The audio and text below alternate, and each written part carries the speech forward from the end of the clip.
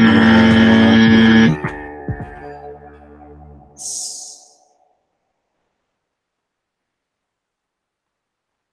everybody. Hi, everybody. How's it going? I don't think they're going to tell you.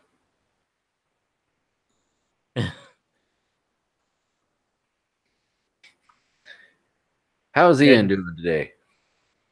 Doing pretty good. Just had to start off with the unicorn vomit, rainbow vomit. Right?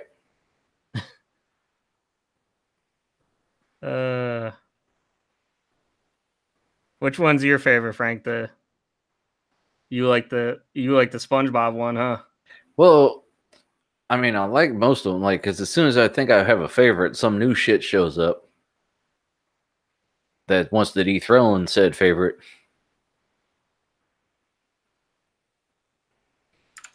Oh yeah, this one was the one that I was linking Frank today. You're not screen sharing yet? Oh, now you are. It's right here. This one. It's like a laser beam of vomit. And it's like that troll meme where it's all woo.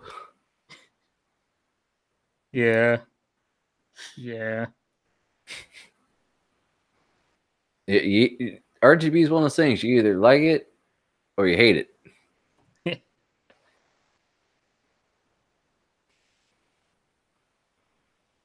So how's Ian? Oh, I'm pretty good. I'm pretty RGB happy this week, but we'll get into that. Right. What about you? Well, to catch everybody up, before the show, I said I had all these dreams and aspirations. I said, well, let me go get something to eat. So I'll go get some Little Caesars, some hot and ready. And hell, even if it's not ready, it'll just be a cheese pizza. It'll only take him a couple minutes to make it, right? I was wrong. Boy, were you wrong. Man, I get there at like 7. I didn't get that bitch till at least 7:30. I was like, fuck. I know they forgot about me because I'm standing there and the lady's like, "Were you waiting on something?" I'm like, yeah. What's your name? I told her my name. She's like, do you guys have one for? No. But they didn't take my name because it was a hot and ready, so they just like took my money. And just here, luckily I had my receipt. I was like, I'm waiting on a hot, cheese. Oh, here you go. I took your money. Right. I want your money. But so that's what I was eating. What you drinking on? Keep on drinking on, kick and wing. Right. Well, this week we'll start off with the boring first. I got some toilet water. No theme song? Oh yeah. I worked hard on that theme. Well, it's okay. Toilet water doesn't really count. I don't give a fuck.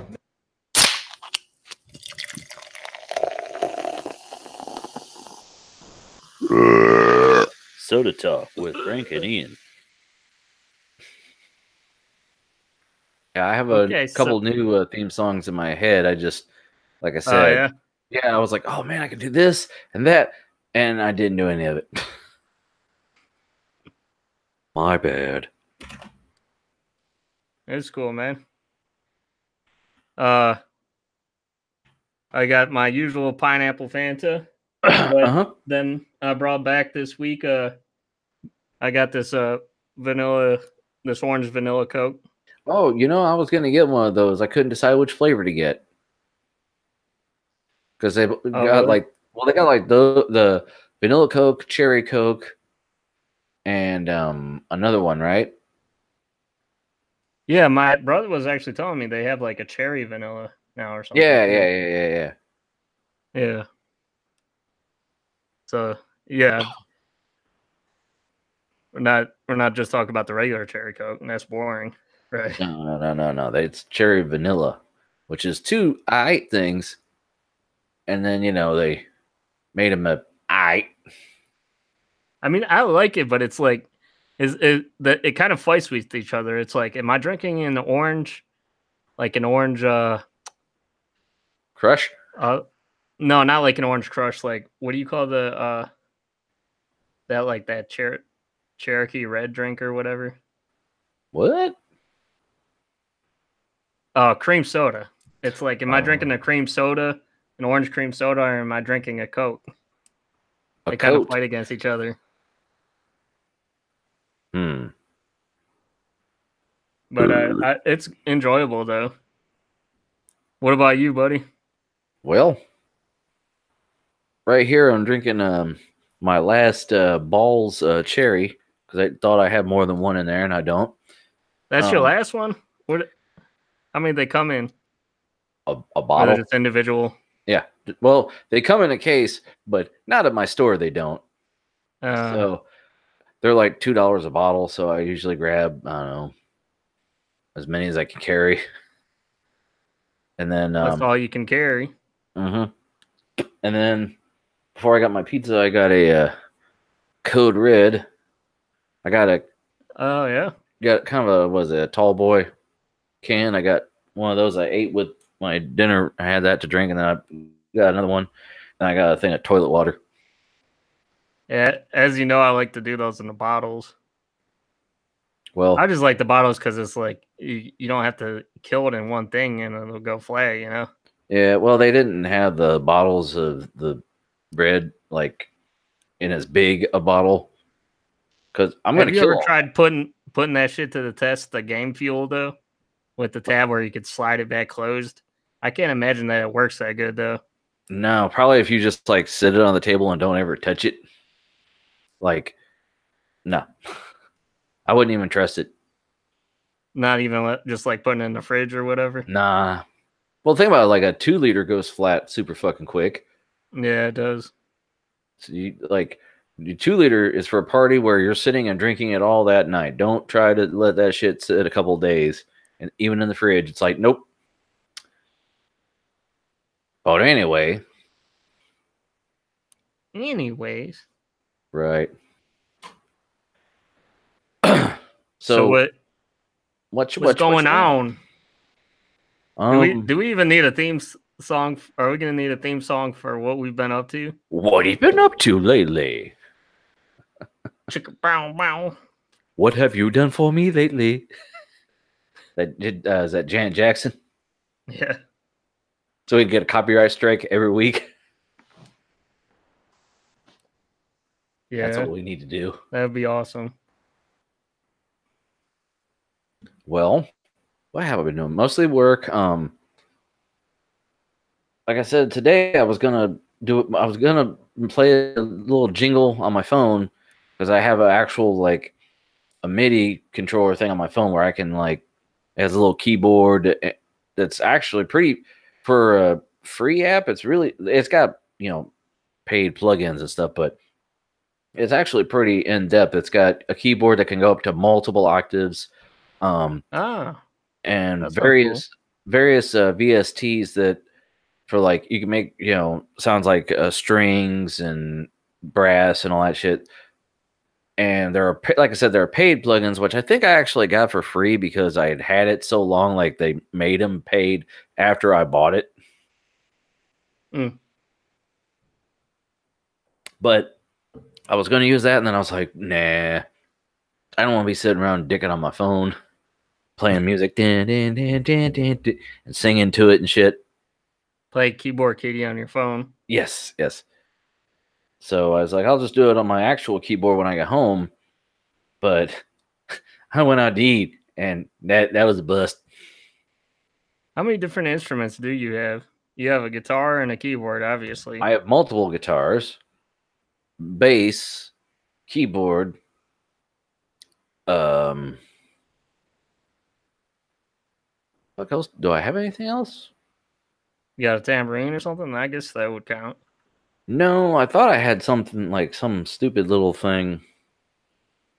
Can't think of anything. Mainly I'm guitar and got the little keyboard. I haven't played it in a while, and I need to I need to actually redo the wiring in here because my typing keyboard and everything is hooked up to a USB hub that is in the drawer of said musical keyboard, and that would be okay if this weren't my permanent shit. Like if I was, if I just had a temporary keyboard or like I could pull it out of the drawer keyboard, it'd be different. But this is like just laying in the wires because Corsair gives you like 10 feet of fucking wire. So I got all this cable in the way of my damn keyboard, and like I'm afraid to grab because it's also the hub is the one with buttons to turn stuff on and off.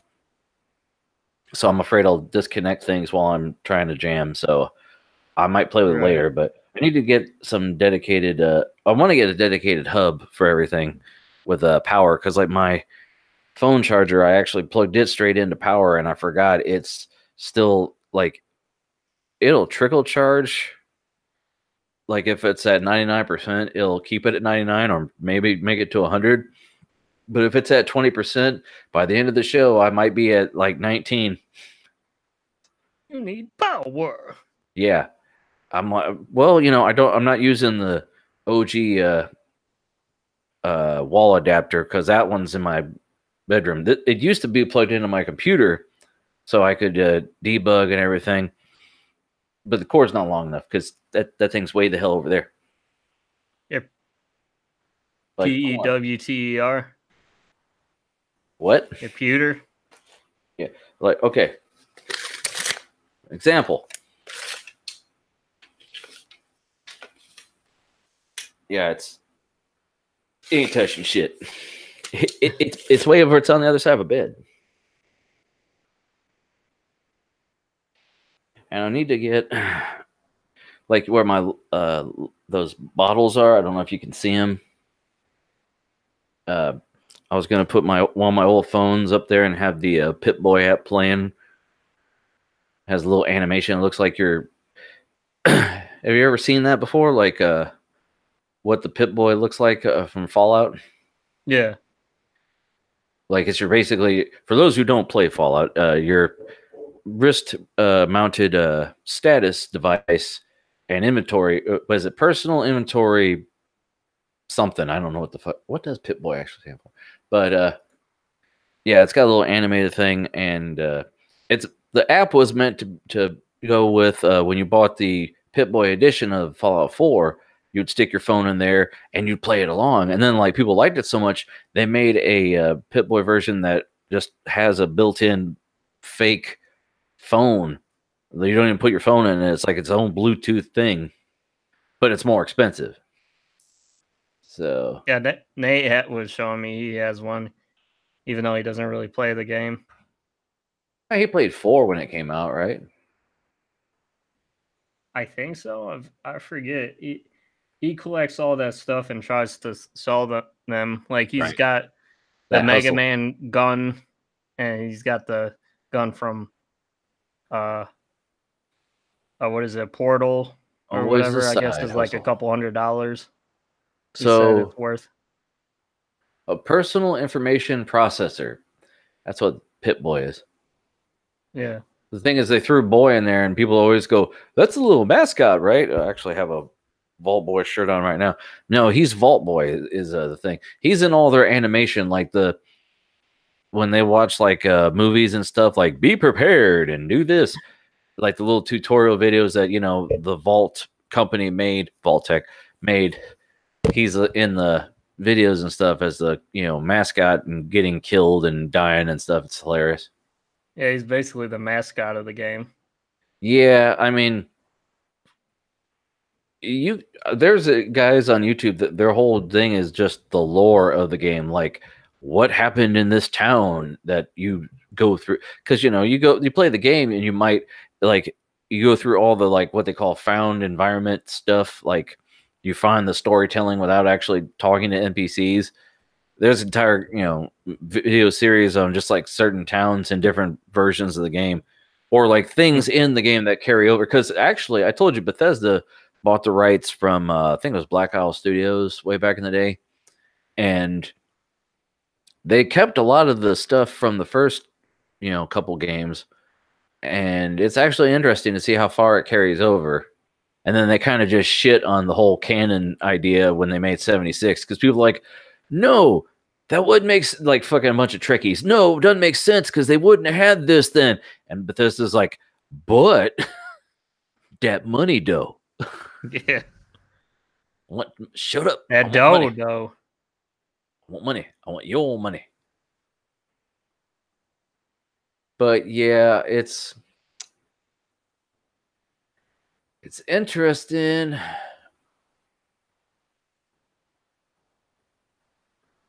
All right. How's work going though?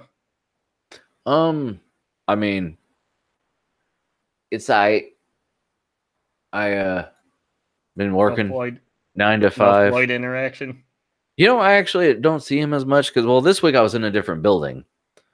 So like when we're in the other building, he literally comes over and sits and bullshits with me for like 10 minutes. What did he say was going on lately? Nah.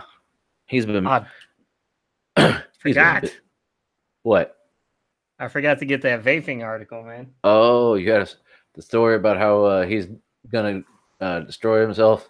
Yeah, I forgot about that shit. Damn it.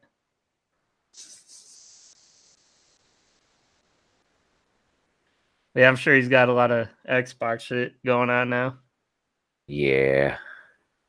Well, like I said, he took off for whatever the hell that last game was. Yeah. I'm still playing that Just Cause 4. It's pretty fun. I keep telling myself to play some more like Fallout or anything really, but I told you I can't make myself, get away from it, and I can't make myself sit down. So I basically have to sit down after the show and game. And then if it's the rest of the weekend, I go, I don't gotta do it. I can go to sleep, and I sleep all day.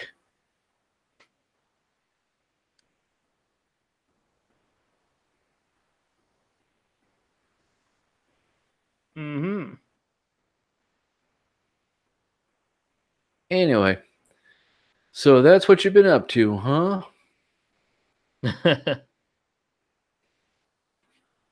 Yep. Tell me what you were saying about something about RGB. Well, first of all, we gotta not gonna get that to that right just yet. We gotta lube it up, man, first before we do that. Oh, I see you got a buzz there. I see your fade. Oh yeah. Yeah, I got the ears lowered a little bit. I did too.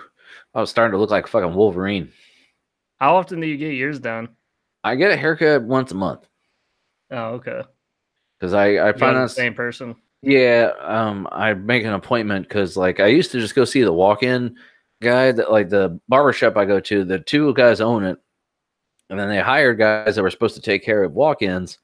But even those guys started getting so many motherfuckers.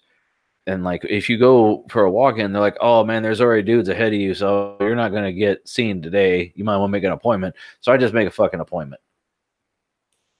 And it's a bitch. Like if I miss my appointment or I have to reschedule, I better reschedule that fucking day because oh no, we'll get you in like a month. My hair's all like like my sideburns. I can't trim them myself, so like they end up giant. Right. Scary. Well, it's hard to tell when you get a haircut with your hair because you always got to like slick back, Well, the sides get long and unruly because they're just short enough that it's cool when they're short, but like when it starts getting longer, it's a pain in the dick. And you hate when you're like the side hair is getting long and it goes like down past your ear or whatever. Oh no, I can't. Like I tried to grow my hair. Someone asked me, "Did you have long hair in the 90s?" Because everyone had long hair in the 90s. I tried. Nope. My hair is curly. That's one of the reasons I use grease. My hair grows to my ears or below. I look like fucking Drew Barrymore and shit. Just flares out. And I go, no. Yeah, you seem to have darker hair than Ben does, huh? No, I don't. Oh, you don't? That's another benefit of grease. When I don't have anything in my hair and my hair is as dry as a bone, it's really bright. Like You know, that's why I don't look like I have a mustache. Oh no, I need to shave, but you can't see it because it's fucking blonde.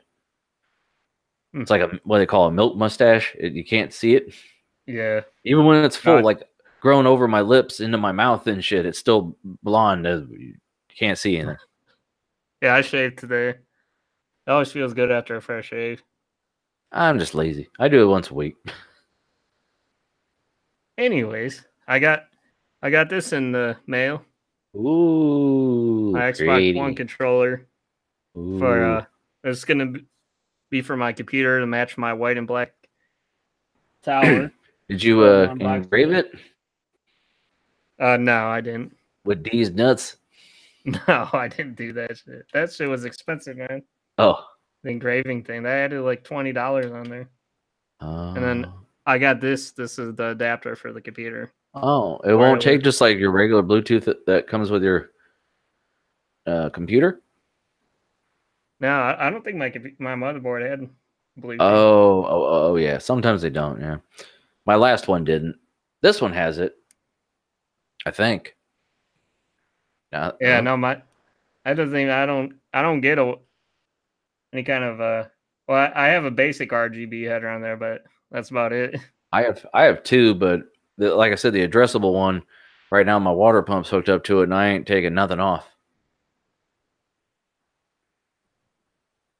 I don't blame you, man. Right. Anyways, here's I also ordered this. I wish I could have had it, but the shipping was going to take a while, so I ordered this. It's a 4-in-1 RGBW addressable. It's a whole roll that I got. So it could do the RGB. You can addressable, or you could just do the white, and it'll look like a Vegas sign. You know how they have like the bulbs that go down, animate or whatever, along like the borders of the signs. Nice. So I got that, and then for now, I'm gonna go with something like this. Okay, yeah, that's what I was looking. Okay, yeah. Yeah. I want to make sure. Yeah, I am. Okay. Yeah. So it's basically just like a basic Wi-Fi thing. Basically, you can addressable, and this does say, yeah, addressable. So something like this. I have to look on the specs on though if it would take mine. Like this one says, I don't think that one would be compatible because this one said SK6812 and this one is WS2812. OU812. I really got to pay attention. Yeah, I got to pay attention to what it supports. But basically, I could do that. I could because I have like a Molex to like a like one of those DC power things or whatever. I think that's what this takes. I'm not sure how it gets its power from. Yeah, that's like a DC plug, I think. The white one, the white plug. So I could put it in my computer if I wanted, but so like for now, I might do something like that. They have other ones here too. If you just search addressable. Oh. I mean, I have to, like I was saying before on the show, I could do the Corsair Node Pro. I think is about the only option for me that as far as doing addressable with a motherboard that has no addressable headers on it. Right.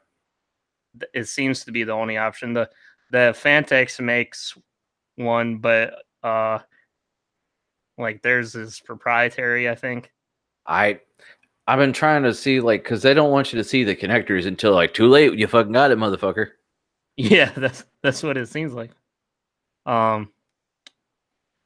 And the Corsair, that one seemed like it was more because it was like more open, I guess, because you could do the gigabyte on there, and you could do strips and fans. So, like with this one, if you zoom in on this one is like I was telling you before, it's only 3 pins. It's got 2 data and then the 5-volt on there. So, and reading on the Corsair Node Pro, that's what it was also, was a 3-pin. Like, you do Corsair Node Pro. I think it's Corsair Lighting Node Pro, but yeah. Yeah, this is it. I can find the fuck is my cursor. There it is. Yeah. I mean, if you only want to run the 4 strips that come with it, it's cool. If you want to run 4 more, it's actually more expensive than it is just buy the fucking thing. Well, yeah. Well, that would be my backup option if my the roll of strip I got didn't work with it at all. If I decided to invest the $51 into this, at least I have the strips that they have. Yeah. Excuse me. Yeah, they don't like to give you like just like straight on views of the connectors often, do they? No, it's I think, like I said, that where it says LED, it's their little proprietary bullshit. And like, even then, you know. Well, I guess in the one description on Amazon, they say you could buy like an adapter, like the gigabyte adapter or whatever, that goes from like the generic to that. So that would be an option, I suppose. It's just a lot of money, man. Yeah, when you go into adapters, shit's a pain. Because like if you notice, that bottom strip on mine is different because I told you it's supposed to be it's the Fantex adapter. Apparently, it's for Fantex cases, which are wired differently than everything else on Earth. Yeah. So I'm just gonna, when I put my fans in that are gonna have RGB, one of those is gonna be one with a dedicated cable to the motherboard that I can use, and I'll send that Fantex one back because it makes it light up, but it doesn't match, and that drives me nuts. That would drive me nuts too. Yeah, that's why I've been like, the Light Node Pro is the easiest, cheapest option to get just addressable in there, but I don't want to go with Corsair if I've already got Asus. So who knows? Who knows? I'll do it. But anyway, I mean, I'm happy with that. I got a roll though, because like I said, I'm gonna use it for other shit. I'm gonna use it on both computers. I'm gonna have to. I'll probably, if I get the Corsair Node Pro, I'll probably just put in my newer one, and then the older one, I'll just have a cheap Wi-Fi thing in there. It don't bother me. I'm just excited. I would advise you to do addressable. I would do it, man. Well, and if you just do the RGB, it's the shit's a lot cheaper, you know. Yeah, I mean, just RGB. You know, I was thinking about just getting RGB and like not worrying about it. But I told you I saw that girls, you know, build with the RGB with a similar case, and I was like, I want that. Like the chick for Napoleon Dynamite, I want that. Was that NERG one? Yeah, hold on. Never enough RGB. I have it. Should be in our notes here. I have the video up right now. I'm just okay. I'm just pulling it up to better quality. Hold on. 4K, because I got a 4K monitor. I'll screen share a couple seconds till we get flagged.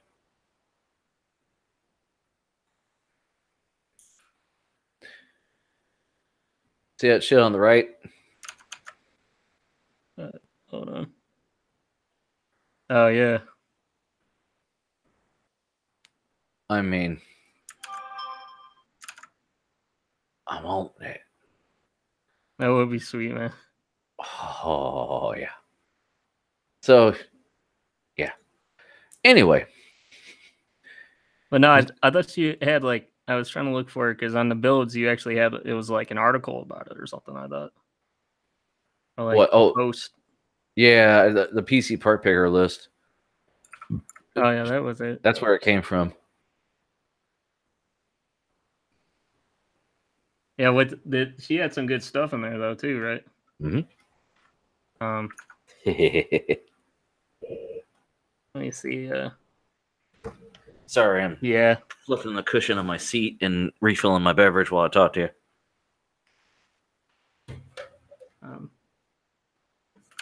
I don't give a fuck. This was a Project Nergb. This was all the stuff this was the whole parts list.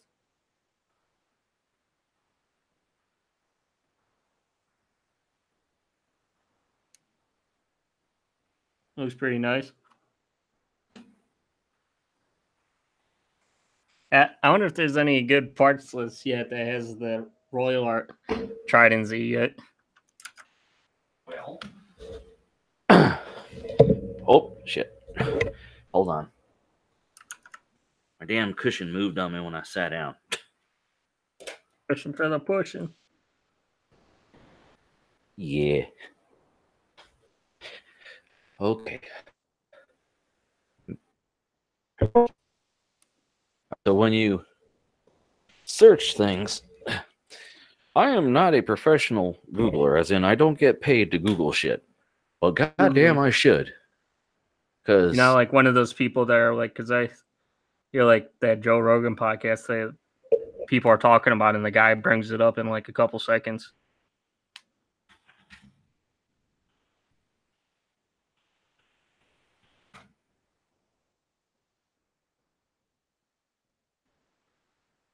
Well, one guy used Trident Royal Z. Come on, post a decent picture. Yeah, see? That's sweet. For that little bit of diffused crystally shit, probably paid like twice as much.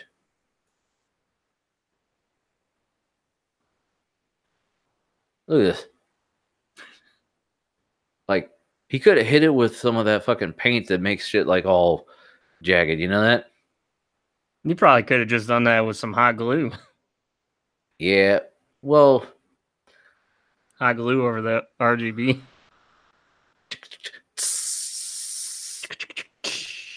You know what I saw recently? I was watching Paul's Hardware, and he did a build that was actually forgettable. But it was, when the disclosure embargo lifts for certain devices, everybody does the same video on the same day. So, like, all the tech tubers did this stupid. It was like a Node 202 from Fractal, but like an indie version that was all metal instead of plastic. And I was, waiting for it to load, and I saw the ad for this thing once it loads. Ooh, this needs to be dark. There we go. So zoom enhance. And of course, the dark theme is going to fuck with the zoom and enhancing. Hold on. Anyway. Yeah, it's an Intermax cooler. But look at it. What color is that, Ian? It's white. Yeah. Now, granted, this does not work for Threadripper. Oh, it doesn't? No. And by the way, that water pump block, that's tall as hell. That's thick. Mine's not even. Mine's, I thought the seeing it square, I was like, okay, it's for Threadripper, and I look, no, it's not. But mine is not that thick. I was like, oh, white will be cool if you have other RGB things they could bounce off of it and shit. But then I saw like it got one review that's 2 stars, and I was like, nah. I mean, this thing's got a thick pump, but I mean, it makes sense, I guess. I don't know. I don't know. You could always. What's that? Spray paint. Oh. Yeah. Hold on, I gotta flip it to theater mode. There we go. This is how I watch my videos. It's basically fucking full screen, but you still get the thing at the bottom, which sounds stupid, but I need the clock because I need to know how long I've been sitting there.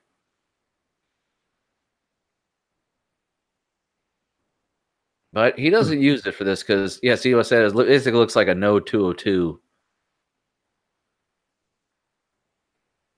And I don't, and like the power supply literally like is so small. The fucking switch for it is internal. So when he hits he's like, did I turn the power supply on inside the case? Yes, I did. Okay.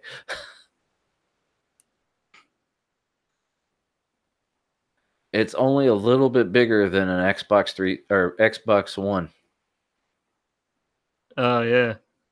Like Bitwit has them both like side by side to actually see. It's literally like centimeters bigger.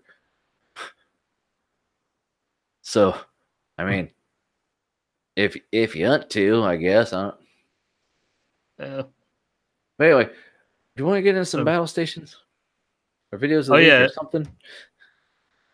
By the way, I was telling you about the other week. I chatted in the chat a little bit with that one guy that was like, kind of like he was kind of like famous or whatever on YouTube, not like too famous. He does like 3D tutorials and stuff on YouTube. Okay. And like I was in the chat, he was like responding to some of my response, so I was like all happy and stuff that he's like, because he was it was a live stream and we were chatting and stuff on there, and he was everybody, me and some other people were doing suggestions because he was asking people on what he should like 3D model, because he was doing like a 3D modeling like an apartment, and he was like getting like asking for like like ideas and stuff, and it was just fun to participate in that. Cool. And I actually was able to talk to him on Discord, and then we chatted a little bit on Skype too. Actually, like I heard it. We were talking through our mics and stuff. So, and it was pretty cool. It was pretty cool. He seems like a pretty cool guy, and he was. I was telling him about our podcast, and he said it would be cool. We should maybe do it like a podcast together or whatever. Oh. So he might have him on the show sometime soon. He's got like 30,000 plus subscribers on his YouTube channel. Oh, so about to lose them all by coming on our show. So he's pretty. I think he's pretty popular. I mean,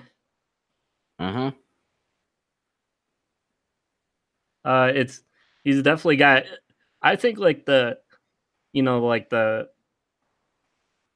under 100,000 is like I think that's pretty good happy medium, because most of those people are going to be like your loyal fan base, whether you get these YouTubers that are millions and millions of people, you get a more chance of it's just people, just interested in a couple of your videos, and it's not like a big deal to hit that subscribe button.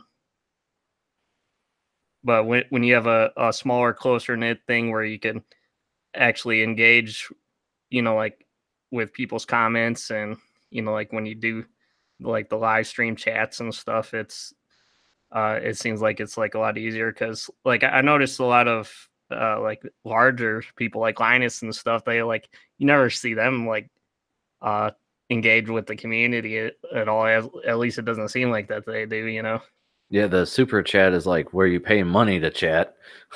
Yeah. But so I just thought it was pretty cool. He seems like a pretty cool individual. He lives all the way in the eastern side of Europe. Oh. but he's you know, he doesn't have like a normal accent or anything. I forgot to ask him if he was like originally from United States or whatever, because he doesn't have like any kind of accent at all. He just sounds like a normal American, you know. He sounds like he's normal and stuff. Not like a fucking foreigner, you know. I'm not trying to say that. I'm saying like he speaks American real good. Yeah.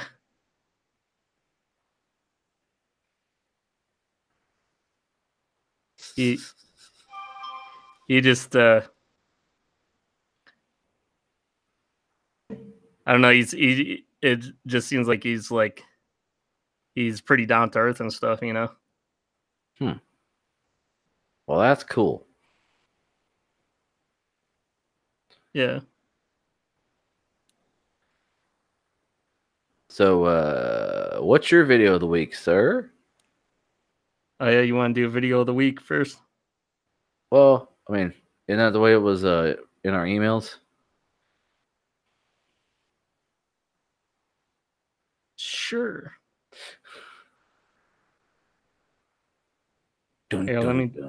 I had it. That's what I had the damn theme song for. I can't I didn't make it because I suck. I'll do it. I'll just scrub it. Maybe for the video of the week, it'll just be easier for us to do our own thing with the video, because it's like I mean, I have it up now. Let me put at least the damn 720. That looks like ass. 1080p. Oh, what is he making a guitar? Oh well, he was painting a guitar. This thing is about how to. I thought you would find this interesting, Frank. Oh no. What's he do? Oh no, this wasn't it. I'm sorry. I was in the week before notes. Excuse me. Which I think did we skip the video of the week last week? I think we might have. Yeah. Hey, what's up, you lunatic? So okay. So yeah, he's doing a guitar or whatever, I think, on this one. Yeah. But he's just using that as an example of how to do the technique, but he shows you how to do like a camouflage on there. Huh. Like a camo pattern. And he shows you the different colors that he's using. I forgot to say last week, my wife and I went to Ben's house for well, we went out and met my mom and Ben for lunch, and then we went to their house, and we stopped at McDonald's. And while we're sitting there in the drive-thru, a pickup truck came by, and in the bed was a full set, a couch and love seat in camo. Oh, really? Yeah, and then they went through the drive-thru, and my wife's like, "That was a full set in camo." I go, "Well, I'm sure it'll look great in their trailer." So that's cool. Yeah. Is this just some guy you follow, or just something you ran into? Yeah, I watched his videos. Sometimes he has. I mean, initially, of course, I ran into him, but on YouTube. But I've been watching some of his videos for a while. He gives you some cool techniques, you know. Yeah, I mean, how-tos are always appreciated because then you learn something you didn't before. I've watched tutorials on shit I never planned on doing just so you can take stuff from things that you know and apply it to other things. And you're like, shit, I didn't even think about trying that. And even if it doesn't work, like you try to paint something the way you'd paint something else and you find out it won't work, that's still something you didn't know before. Now you know it won't fucking work. So, or if it doesn't quite work, you can find out what to do next time to make it work. So you really, learn from doing and watching others do. That's what I get from when I go to like my, panel jams and stuff. See painters and stuff. You see them paint and they tell you, yeah, I did this last time. I fucked up real bad. Yeah.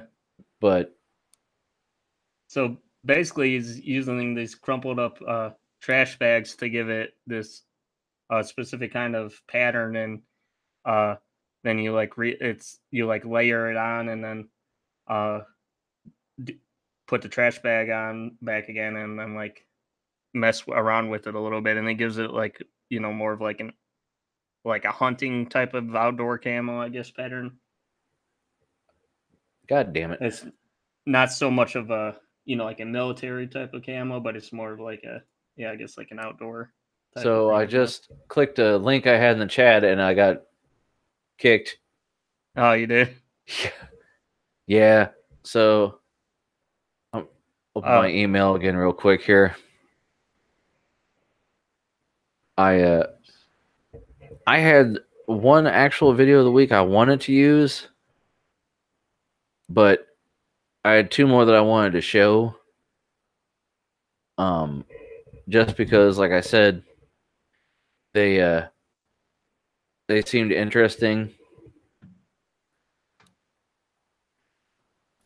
If I can pause the damn video, there we go.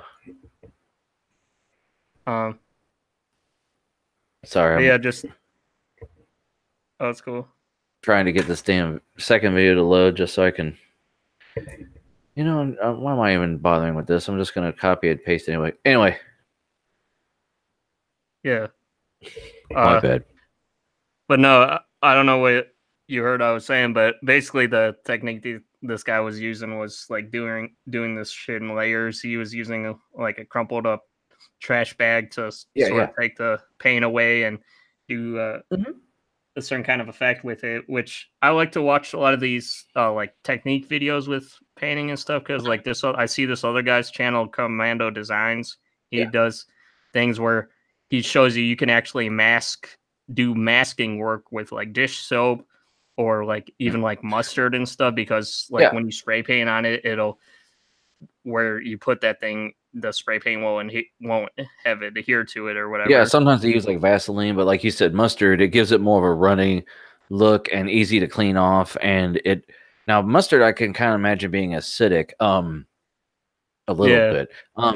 Now also, have you ever seen Tested, like the Adam Savage? He does a lot of how-to builds on his stuff. Like he shows his weathering techniques. Like he'll make a reproduction of a movie prop that he just has in his house, chilling, and he'll like sit there and paint them and like stain stuff with like coffee and tea to make it look older. And he does a lot of those techniques too. That's why I actually learned, like, I think it was his channel where he took something and crumpled it up and used it to pull paint. And you also, while it's pulling paint and it's smearing the current layer, so it's creating no, it wasn't him. It was Craig Frazier. He's a custom painter. He used it because he made a marble look when he was painting something. It was like a faux marble. Yeah, like I saw one technique where you can take like a water bottle and spritz it before you paint, and then you paint over it, and then it goes on top of the water beads or whatever. And when you rinse the water away, it'll look like a like a bubble pattern or water drop pattern or whatever. Yeah, you basically just put a drop of water on it and let it dry, because once it evaporates, it left it looking the same. Yeah. But a lot of these are just like basic secrets where like you would never thought that it would have done that type of effect, There's a lot of secrets and techniques and stuff, that the pros use, I guess. I mean, that's why they make money doing it. Yeah. This guy, I'm gonna link it in the chat for you here in a little bit, but I'm just going to show you this. This wasn't the one I was talking about. Well, what the? Okay. I don't think Google likes you, Frank. Apparently not. Even just though scrub a little bit. You support their platform more than I do. I actually had a YouTube Red account for a minute because I had a free thing, and I'm glad I didn't pay for it because I still had ads. Yeah. But yeah, he shows how like he gets stuff looking with like stencils and shit, and like a bunch of just YouTube videos. Like I've seen entire things. Like I said, how he did made it just look like marble. You're like, oh, yeah, that's a your cool Commando thing. Designs. There's your guy, right? Isn't that what you said? Commando Designs. Yeah, he does a lot of 3D printing stuff and paints like Xbox controllers and stuff. It's pretty cool. That's what yeah, that's a canvas is a bitch, by the way. If you ever have to paint canvas, because since it's textured, a lot of guys will lay down paint so that it doesn't absorb it. Do you want to screen share that shit? Oh man, you probably should for your videos anyways. On. No, dog. Okay. All right. But yeah, this guy's painting. See, that's a canvas. Oh yeah, yeah. That was one of his earlier videos. That's pretty cool technique too. But like, see if it'll let me paste. Now go. Here's the guy I was trying to fucking talk about. Frazier, he's older now. Because I actually have like he did old VHS tapes when like in the 80s. Way back when it was, and he's actually, it was funny, he pinstripes too, and he was showing how he did it with before he knew how, he had a guy that he had to cover for, so he like made up a style when he didn't know how to paint, like he didn't know how to pinstripe, and people asked for it, and he's like, I actually got mad because now I know how, and people asked for this other technique, which is like you use a lot more paint and it doesn't look as good, and you're not using your skill. I mean, it's not easier because you still have to think about what you're doing, but he was all mad. See this guy here, I watched this video like 100 times. He just shows like these are the basic strokes, okay? A straight, a C, an S, and shit like that. And then towards like, oh, come on. Like it looks really crazy all done together. Yeah. And that's for free on YouTube. Yeah. But I mean, come on guys. Even if you're not doing anything, learn things. Yes, I always appreciate when I learn something new. I like learning new things. I try, and there's things I'm like, oh yeah, I'm not gonna be able to do any of that. But the guy that I showed Ian earlier, his fucking commercials unskippable. This guy, I'll bump up the quality so you can see this. In this one, he made his own nano leaves because why not, right? I think they're 3D printed. Hold on, I don't know. Let me see. Yeah, hexagon shape. STL is it Thingiverse? So right. Yeah. By the way, before we get into that, I was gonna ask you, since we were talking about the paint and stuff, because you're into the pinstriping and stuff, were you into that show American Chopper? Because I was going back and watching some of the older episodes lately. No, because that was about drama. Oh, really? You didn't like all this drama shit? I liked the back when they actually would literally, like, when they would just follow Jesse James around for like Monster Garage and shit before Monster Garage, when like they would just pop in while they were doing things. That was actually kind of cool because like you get to see how they do it, and like it wasn't as fake. It was still fake, but it's not like everything was fabricated for the TV. You know what I mean? Right, but you do like some of those, like the fabrication and build. Yeah, I mean, I like I said, Monster Garage was a big one, even though the projects were stupid. They did one or two where they just redid old cars, which I'm like, yeah, that's what I want to see. But then everything turned into American Pickers, basically. So you're more into you don't care as much about the motorcycle. You're not really a chopper guy. Nah, I was like, okay, give me the car though, because it's gonna rain and I could fall off of this thing. Yeah, I mean, you can fuck a girl on a motorcycle. I know it can be done, but I'd rather do it in a car. Or on a car. You could do on a car too. That's like that picture that the guy's like, I came out and saw this on my hood, and it's like a shape of an ass and some titties. Yeah. But anyway, this guy, like I said, he 3D printed some hexagons, which you don't have to do hexagon. Actual nanoliths aren't hexagons. They're a less complicated shape. He like made it more complicated than he had to because he got, like you said, addressable LEDs, right? Those are, I think that's what those are. Yeah. And he's like, okay, I got the thing, and then here he is putting the code together. And whoop, fucking ad. I'm just scrubbing through. I'm not even playing the video. Yeah, they've been getting like really crazy. We gotta get you to play the fucking ads. We want to make money off of you. But there they are in the even background. A lot of the creators themselves were saying it really interrupts the flow of their videos. Yeah. Right? But anyways, yeah. Yeah, so but yeah, he made a nanolith, which is, okay, well, that's cool, I mean, I guess it's better than buying them. I mean, I've seen guys make them with like styrofoam and stuff and hot glue, so they're not as expensive as that. But if you want to do coding and stuff, I'm like, man, that's ambitious because I know I couldn't do it. Yeah. But then the same guy, I was like, okay, that's cool. So I emailed it to myself, and then where the hell's the finished shot? If I can show it the whole thing. Yeah. I mean, you think it's too much work, even just what I'm doing, just soldering some wires to the strips, Right. He made these things. They're dancing along with music. Yeah, that's pretty cool.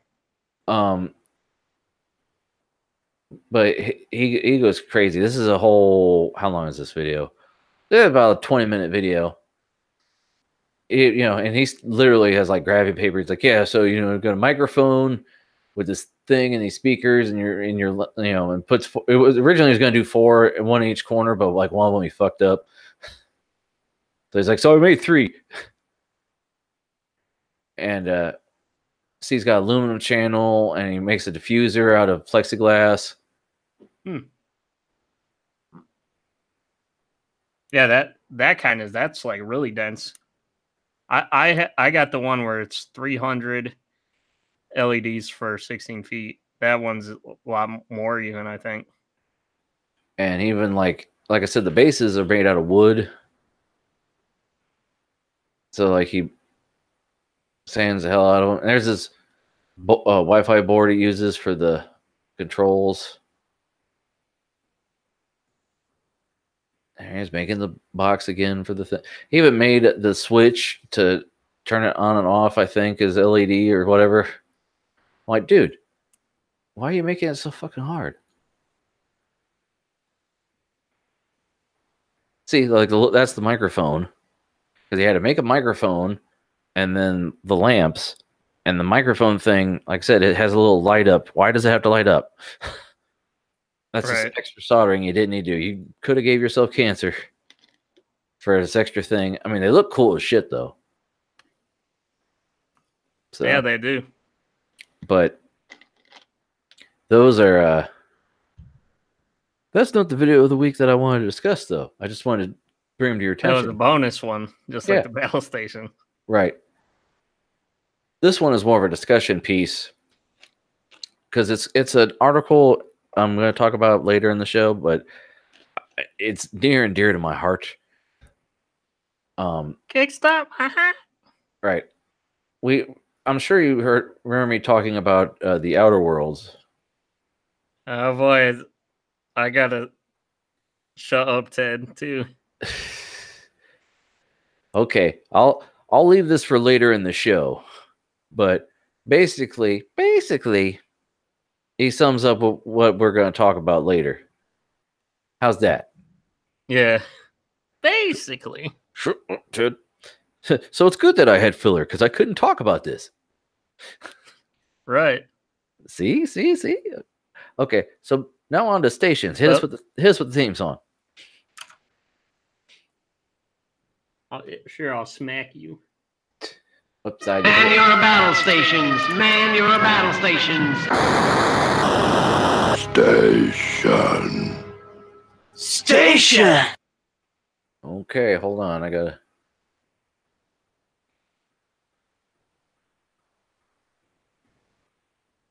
Oh, okay. Oh yeah, yeah. Where's upvote? Okay. So all right, what's your theme? Obviously, well, my theme was like RGB, you know, like rainbow vomit, but not like too much in your face and just like crazy. A lot of stuff going on, you know. It's a mixture. Gotcha. This one, I mean, they got the tower in there, kinda. They got us some other pictures. Let me see.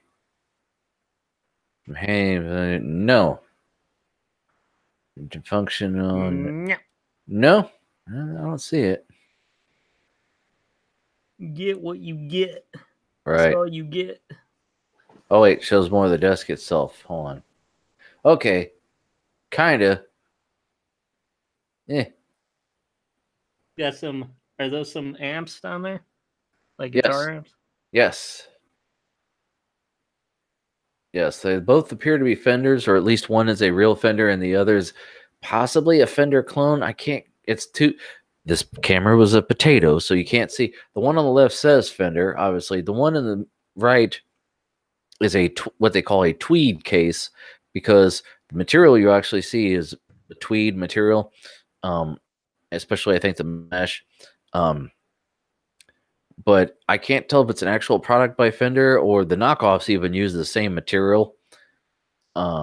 So I can't tell. They got a sub where your legs go under the desk, so that's always weird. Pedal board for their guitars. So I mean, all right.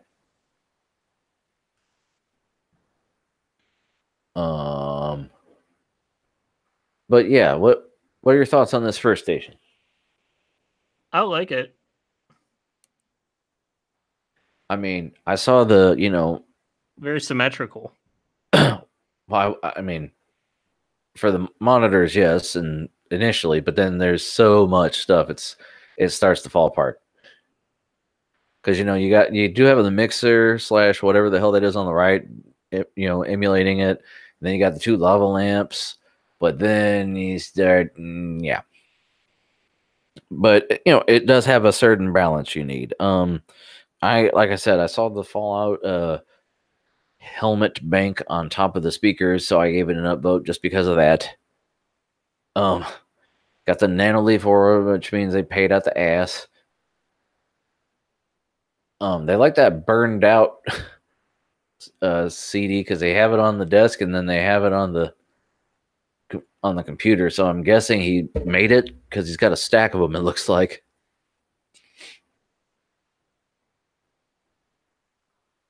You see what I'm talking about on the monitor? Oh yeah.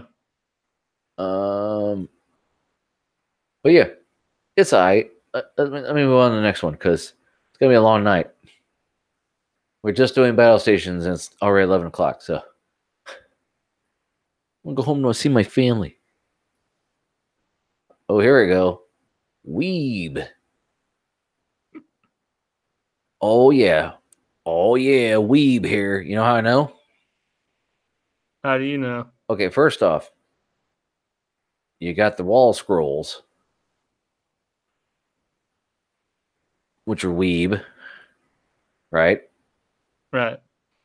And then you say, well, let's see, this is a bit about computers.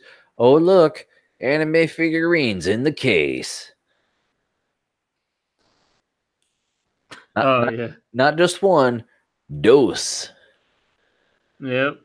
Got a girl with a pillow sleeping on the floor under the graphics card. Wow. Okay. Is that like those waifu pillows or whatever? That's the character. The figurine has got I don't know if it's an actual pillow or if it's just made of plastic. You mean like a body pillow? Yeah. I don't know, dog. I've Let me seen those. reset. I mean, you know, and then they got baseball and shit trying to reclaim their man card. I don't know why they got a RGB fucking. I mean, I understand the headphone stand is RGB, but they got like a RGB mouse pad over here that's not got no mouse. Regular That is mouse is weird. on a shitty. The mouse is on a regular shitty mouse pad. I don't understand. PlayStation or Xbox? Yeah, PlayStation, right? Looks like a PlayStation controller. Doesn't look like Xbox. I don't know.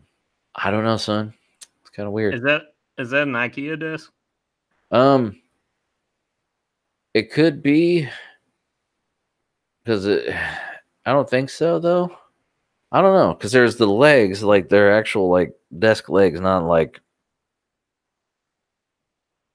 Because yeah, they like have a base and then they come up, and then I don't know if that cupboard was. I don't know because it's sectional. I have to read. I have to read. I have to learn to read. Yeah, this YouTuber that I was saw that I watched, he does some vlogs and stuff, and he was thinking about doing an IKEA desk, but he decided to listen to what everybody was saying and do one because he wanted like a really long desk. So he ended up getting one from like Home Depot or whatever, a butcher block. Yeah, that was like a 9-footer. Yeah, they have. I mean, it's all countertop. If you want a big ass countertop, and he was gonna oil it, like they say you could just oil it to protect it, but then he was gonna do some kind of what else do they say that you could put on that for epoxy to protect it? It's wood. I mean, anything. Okay. Okay. This one, I knew this one was going to be a conversation piece. Hold on, take my glasses off, rub my temples. Okay. I mean, cat tree, cool, that's dope. Glowing computer up on the sure, okay, cool. Bunch of monitors, yeah, sweet. Possible toolbox to the left, okay. What the fuck is that next to the ceiling fan? I don't know what that was. I was gonna ask you, is that like some kind of, I bet you that's like a camera or something. I mean, camera mounted from the ceiling. I don't know. It's a what the fuck, Ted? Well, what are in the comments? Is that the only picture? Yes. Oh.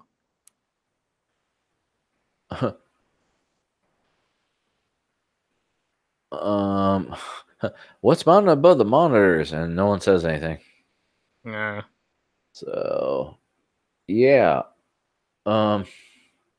Actually, I thought like it was part of that thing was like it was like a whole rig or something up there with a fan. I thought it was an old fan that was falling out of the ceiling. Yeah.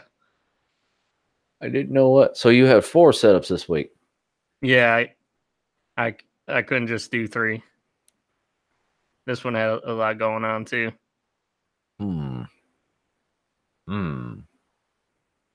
I like their use of lighting over the Funko Pops. Funko Pops. Do you got any of those, Frank? Oh, yes. Oh, yeah? Yes, I do. What is a Funko Pop for me and the audience that doesn't really know too much about them? They're just like little figurines, kind of like amiibos. Well, hold on.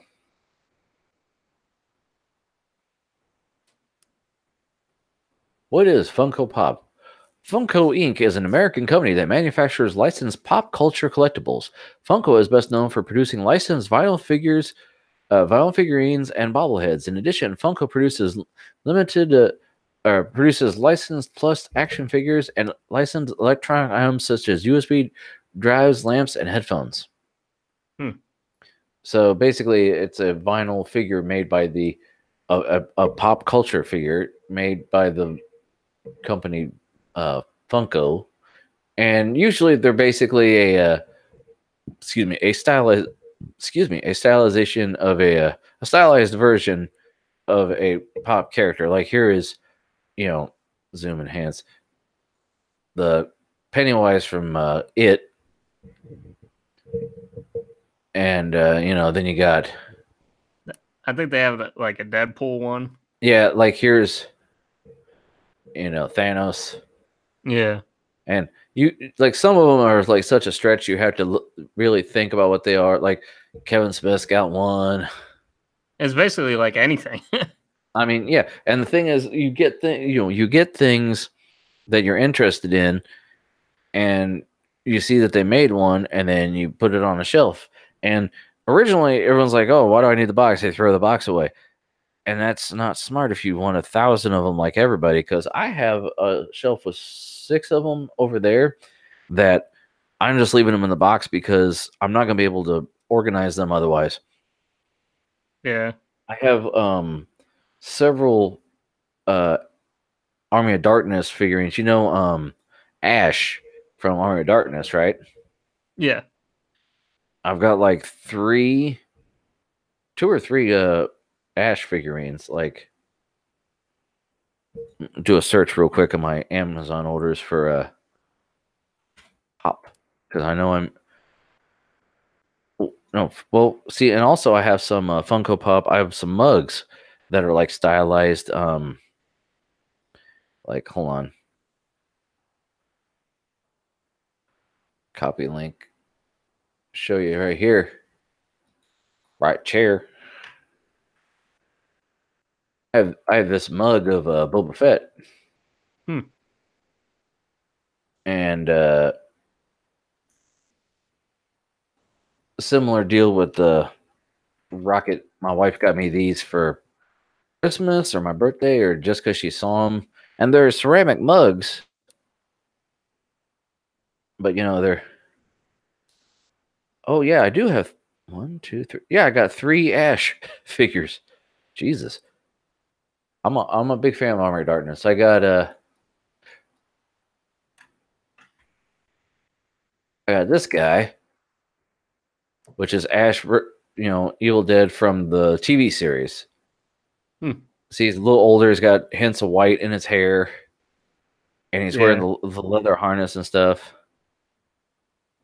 And see, he's a little heavier. If you look, he's not quite scrawny. And then see, the older one. This is the one from the original movie. See, he's younger. His hair is more pompadour style. He's got no white anywhere, no grays. And then my third one. These are all from my shopping cart here. Yeah. By the way, what does your wife like to collect? Obviously, besides Ohio State, does she collect any of this shit? There are things.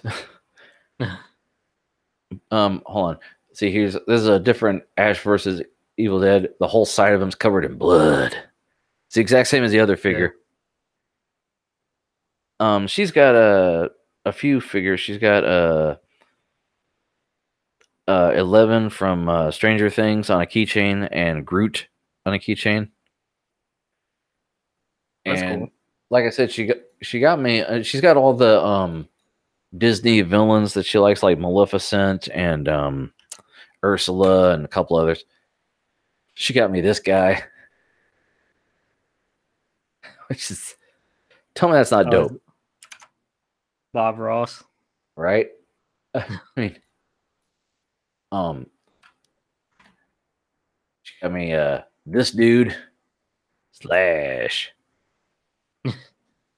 I know you like metal, but do you know who Motorhead is? Yeah, I know. They did the Ace of Spades, right? Yeah. Let me add a figure.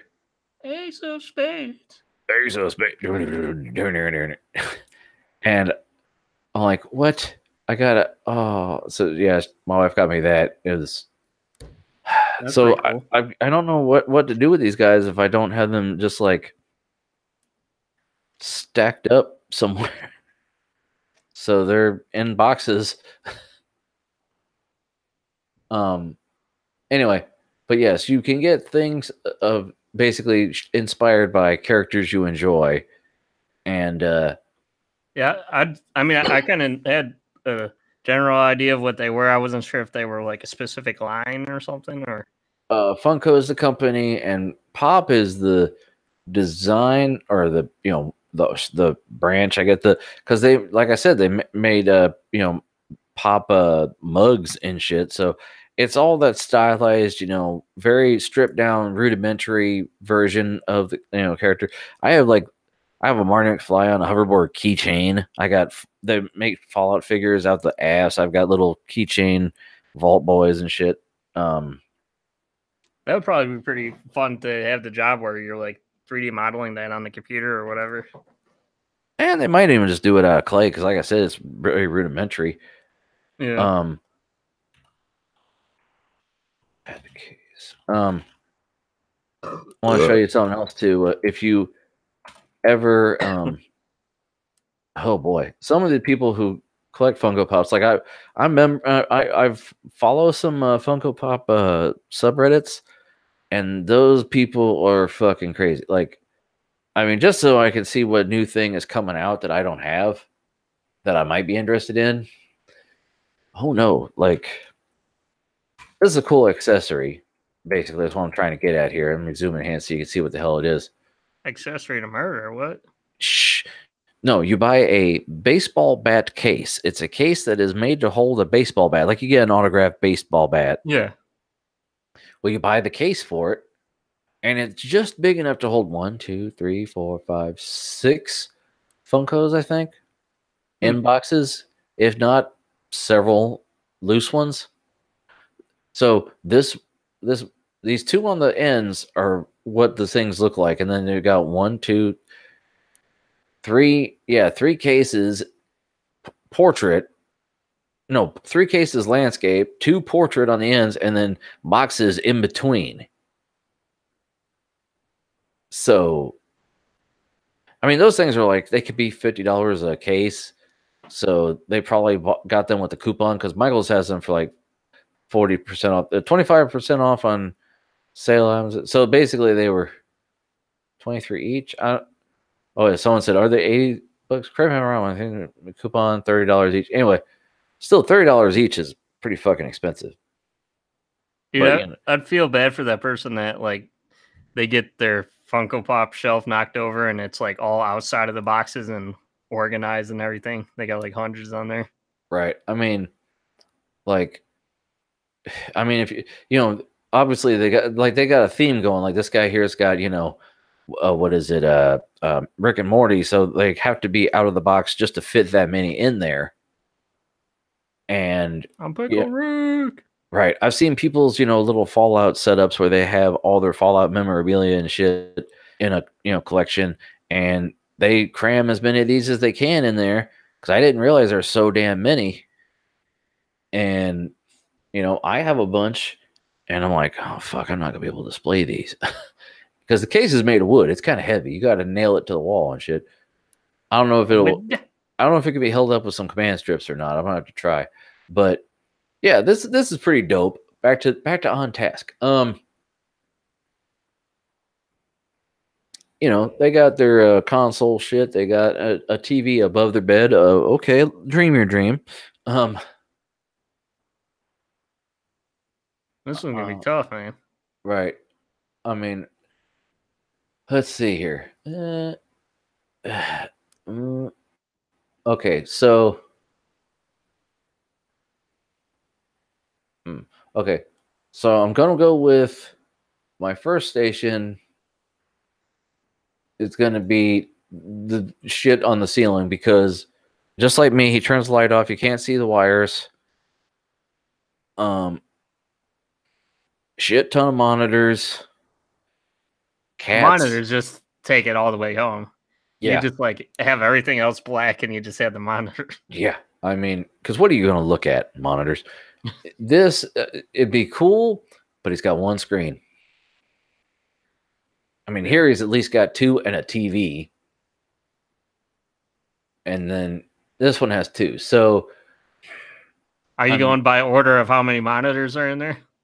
Not by default, because that's not the only thing I look at. I mean, this one is weeb. I is weeb, so I understand. So I'm gonna say your number 3 is my number 1. My number 2 is your number 2. Okay. Your number 4 is my number 3, and then your first one is number 4 because it's so technically barren. Because yes, everything's together in order, but there's really not much there. It's just window dressing. One ultra wide with a bunch of lights around it. Okay. Or I could take a shit ton of screens with some lights around it too. Right? Yeah. I mean, you feel me, dog? Yeah, I do, but I'm going a little bit different. I'm going to go, this one first. So 3, then the 4, then the 2, then 1. So, like, I'd swap your second and third ones, because I'm not as much of a weave, so. Well, okay. But so that one just looks sweet, though. That the last one there that we're looking at now. I mean, everything really. Sweet.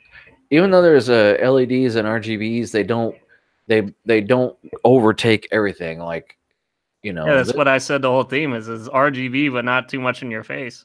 Yeah, like even here, like the whole side of the room is the one panel, and then over here it's literally just like a little bit here, a little bit there. Same here though. I don't know. Like I said, I don't know why they've got an RGB mouse pad without any mice on it, but whatever. But this one has the most, probably because they know those nano leaves cost a lot, so that has most of them. It's 3.4 thousand.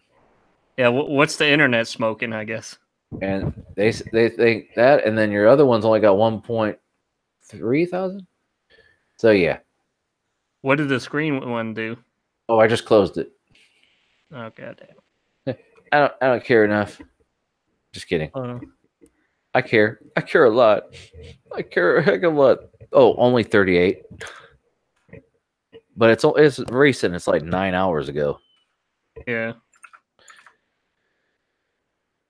Would you like to see what I got? No, not before you get your station. My song. Yeah. You need to do that too. Okay, my theme is I mailed these to myself at the beginning of the week, so I don't fucking remember what my theme is. But when I realize it, I'll tell you. Ooh, that chair looks even more uncomfortable than the chair I got by accident. Yeah. Now, also, those are Funko Pops, by the way, if you wonder how they actually look on a desk. Funky Pops.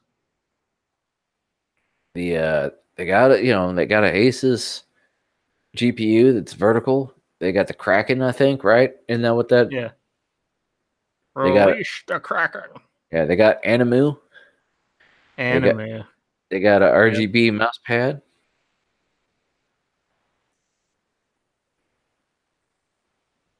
Pretty high, right?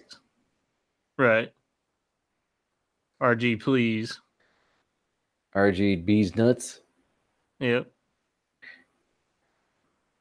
And then this one, also Funko Pops. I figured you would dig the case. I do like it. I do like it. Because it's not something you see every day. Right? Right. It is interesting. By the way, did you see that there was a video Linus did about the pumpless AIO? No. Oh, so they have a pumpless AIO now. Really? Yeah. Way it basically works is the water in there gets evaporated by the processor getting hot, and then the steam comes up, and then it just recycles. It works off condensation? Yeah, basically. A more elaborate form of that. Which, did you know that's basically how regular, like the heat pipes and regular coolers work. They technically have water inside of the heat pipes. Basically. So even if you have a normal cooler, you still technically have liquid cooling. I'm trying to remember the The name of that case, like it says, it's Fantex. I think it's it's not Evolve, is it? Because I'm pretty sure Bitwhip built in it, and it's fucking insane because the way it's laid out. He could have took the sticker off the power supply, kind of weak sauce.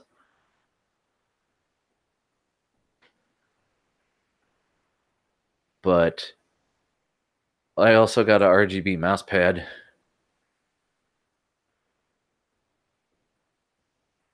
Which I think is probably the Razer one since that's the mouse they have. What kind of keyboard is that? Ducky. Okay. So yeah, that's what do they got? Strix 580, 2600X. This is alright. Right? I mean, yeah, I like that one. Did you only have 3 this week? Yeah, but that's only 2. Here's 3. Oh, okay. I thought that was the 3rd one. No, that was just the blown up version. See? 1, 2. Okay. And then this one, I guess my theme was RGB because everybody's got RGB. I got the Infinity case. I see that. And looks like a coaster in front of their monitor. RGB lights that aren't supposed to be visible, but you know, I'll allow it. I don't care. I figured this one was kind of lazy, but I kind of like the angle because you don't normally see like, you know, the under desk tower in the shot. Because usually it's like, okay, look at this big empty blank wall above my shit. No, literally the top of the monitor is like the top of the fucking picture. Not even. I don't think barely like, yeah, the top of the taskbar is the top of the picture. And then you see the tower. He got it all in that shot. So yeah, good on you. By the way, how do you hide your LED strips? It was kind of hard to tell from, you know, back in your room, but they seem to be hidden, aren't they? I mean, they're on the backs of the monitor, and then they kind of come down around the arms and stuff. Like, I was gonna take the sticky tape off, like use the actual 3M adhesive that's on them, because right now they're just kind of dangling / taped to the backs of the monitors. Because I want to change stuff up. I realized I think I can adjust the brackets on my TV and lower it by like maybe 3 more inches. Right. Because I have that would be nice. Well, I have an adapter that's supposed to be for if you have an old VESA mount and you want to hook it up to something bigger than 100 by 100, which I was gonna do, but I couldn't put the TV on it because it was so fucking big I couldn't see it. Even with this thing, I had to have my wife come in and make sure I was even hooking it on the hook. So I have those brackets, so I'm going to try and take the bracket off the back of the TV and drop it down. And eventually, because the bottom monitor I think it can actually go down maybe 2 more inches by just because the stand doesn't adjust. There's 2 settings. So you put the screws in one spot, it's one height. You put the screws in the other spot, and it's another height. And right now it's on the highest height. So I think if I drop it down, I can drop the top monitor down a couple inches, and I won't be looking like Ben's always like, oh, you look like you're looking up. And I'm like, fuck you. What about your computer case LEDs? Are those pretty hidden in there? My case. Inside of your computer, it's hard to tell because it's far away in the background. But isn't your strips pretty well hidden? No. No. Hold on. Yeah, because I was gonna say it's hard to tell from there because you can't really zoom in. But Well, let me see if I can zoom enhance. Hold on. Let me open the camera controller. Where are you at?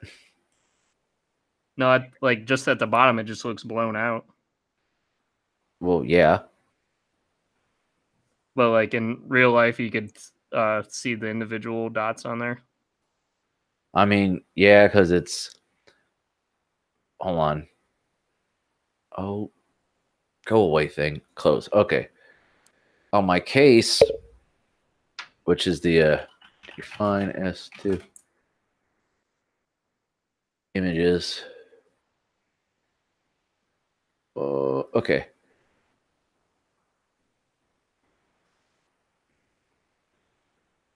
Find it. There we go. Zoom enhance. Okay. You're not screen sharing though. I know. You shut up. Share. So this is my case here. Yeah. And I just have the lights sitting on the PSU shroud, which is this thing that says fractal. And at the moment, you can totally see it. The top one you can't because it goes up behind. So I'm thinking about putting that strip when I end up getting my node, just putting that strip that's on the bottom on the other side of the top and making it hidden, because then you'll just see the light coming off of it, because the addressable LEDs are actually, I think they're smaller, and I should just be able to put them on the glass, like down in where the glass is, and you won't be able to actually see them. I was gonna say, couldn't you fit the strips on the back of the border, like, because there's like a black border on there or whatever? Well, that's on the glass, right? And that the strips, like, it plugs into your motherboard. I really would rather not have a cable running out from the motherboard to the strips to have to worry about whenever I take the side panel off. So, like, where's the back of the case? Where the hell is the picture I just had? No. Here we go. I mean, do you anticipate you having to take this shit off a lot? I mean, I've already had to take it off more than I want to. Because, like, to, reach in and turn stuff off and on. Like, when I had to fiddle with that, my remote start thing, I had to get into that. And since I wasn't breaking down the whole computer, I just opened the case. I took the side panel off because it's only held on by two thumb screws. It's just like the side panel of my R5, except it's glass on it. It's got a metal frame, which makes it stronger.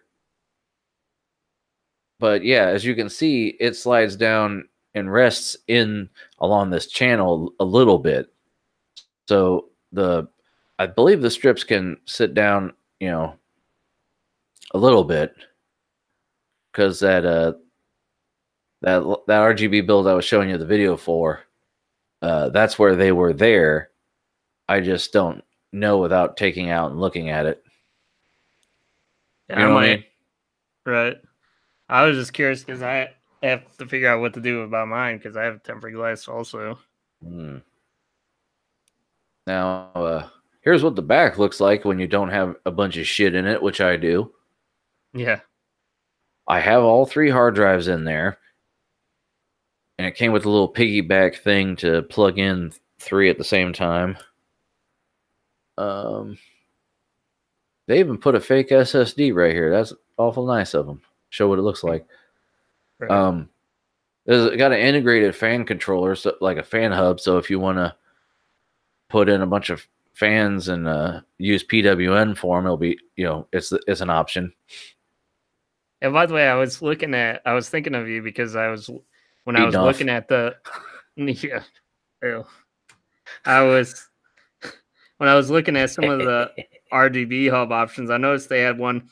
It had a remote to control the RGB, but also it had a built-in function to for you to, because there was like a plus and minus plug in there for you to plug into your motherboard, so you could turn it on and off with the remote also. So I thought that was interesting. Well, like my motherboard, the RGB, to turn it off, I would have to turn off the low power functions, and I don't want to do that because then my remote control is no fucking good. So my little strips on the motherboard are always going to have light to them. Even when the computer's off, it gets enough juice to light up. I don't care. I've been turning the power supply off, but like I said, that's just going to make it, screw up whenever time changes. Yeah. So anyway. I'm just hoping that they come up with, because like I like that PCI option that you showed me the other day, the other weekend. It was but it's only for regular RGB. I wish. What was the company that did it? Was that Asus? Or was that? Or was that Easy DIY or whatever? No, it was Silverstone. It was the same company that made the one I have, except this PCIe version. Yeah, that it maybe Silverstone will do an addressable, because that would be right up our alley, I would think. Addressable. Oh no, I'm sorry. I thought you were talking about the remote. No, the RGB thing. You're right. That was Easy DIY. My bad. I was misunderstanding what you're talking about. Yeah, that was Easy DIY. It was $20. Yeah, $20 for an RGB PCI hub. Right. Granted, you can control it with a remote, or whatever. But if your motherboard already supports it, you just piggyback off of that, and it sees it as one big ass strip. Yeah. So now, if they do addressable for that, I'd be like, they can't take my money fast enough.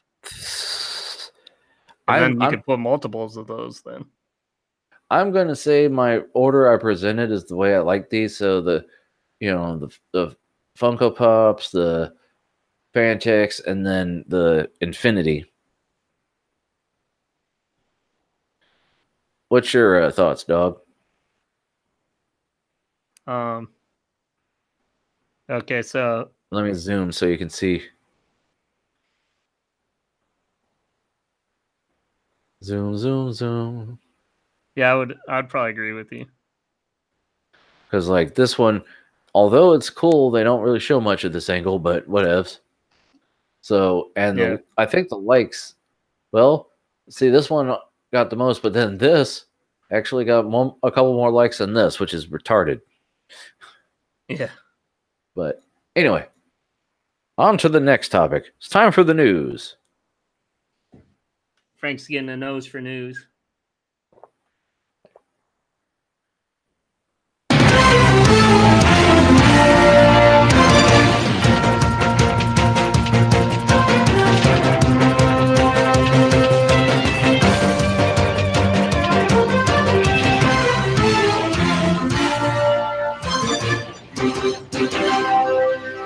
The news with Ian and me. Welcome to this evening's news. Back to you, Frank. Right. The TNT News Bureau. TNT Podcast World Exclusive. They might be doing that for like what do they call that? An audio watermark? Yeah. When you remember way back in the day with like LimeWire and Kazaa, when you're looking for a song and you're like, oh man, I found that new Eminem track, and it's like a DJ GGM World Exclusive. You're like, motherfucker.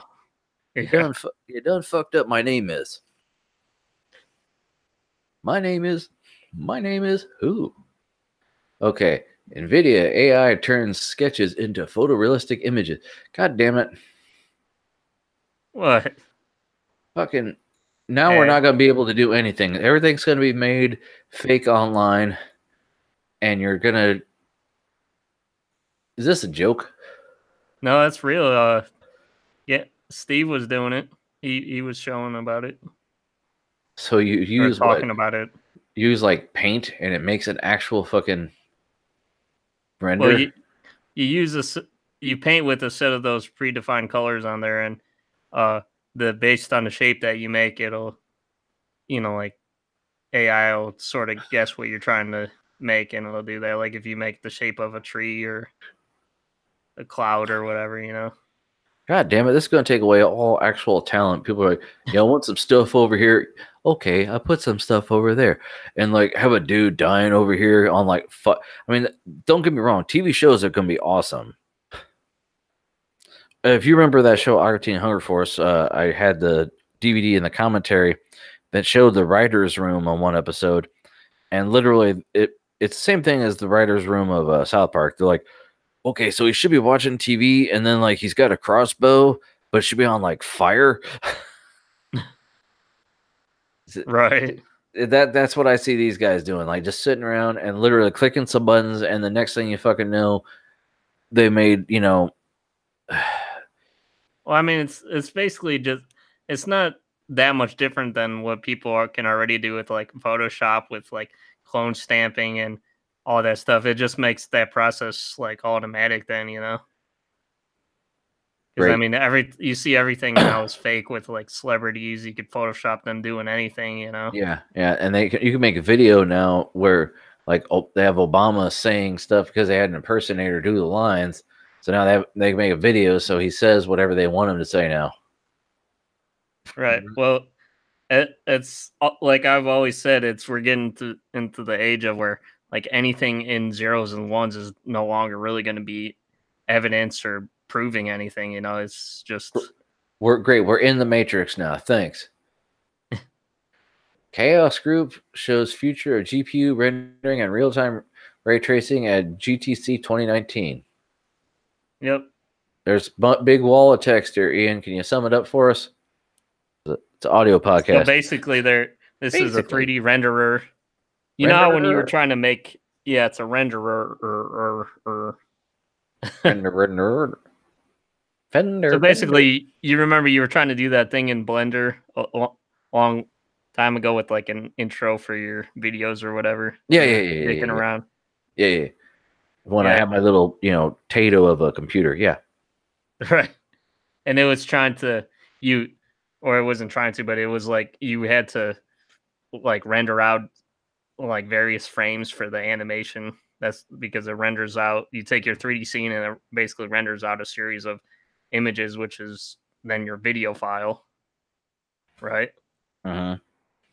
And there's different kinds of renderers that you can use to achieve what like it'll render out your lighting and stuff like that. When like if you put lights in your 3D scene, the render has to calculate all that stuff.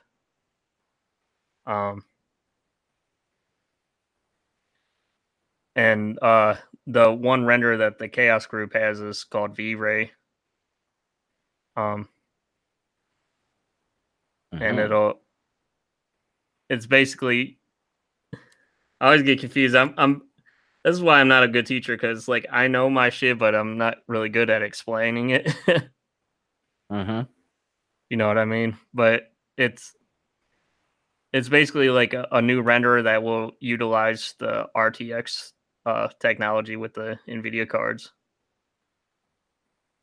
And they show some GPU rendering, because when you have a render, when it calculates out all your lighting and all your your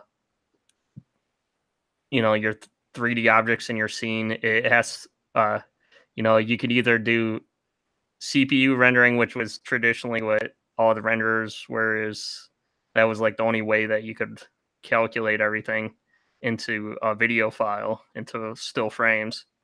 It would use a CPU, but now a lot of programs can utilize the GPU as well, especially now everybody's excited for this, myself included, being able to use the RTX technology, the real-time ray tracing, like engine in the graphics cards or whatever.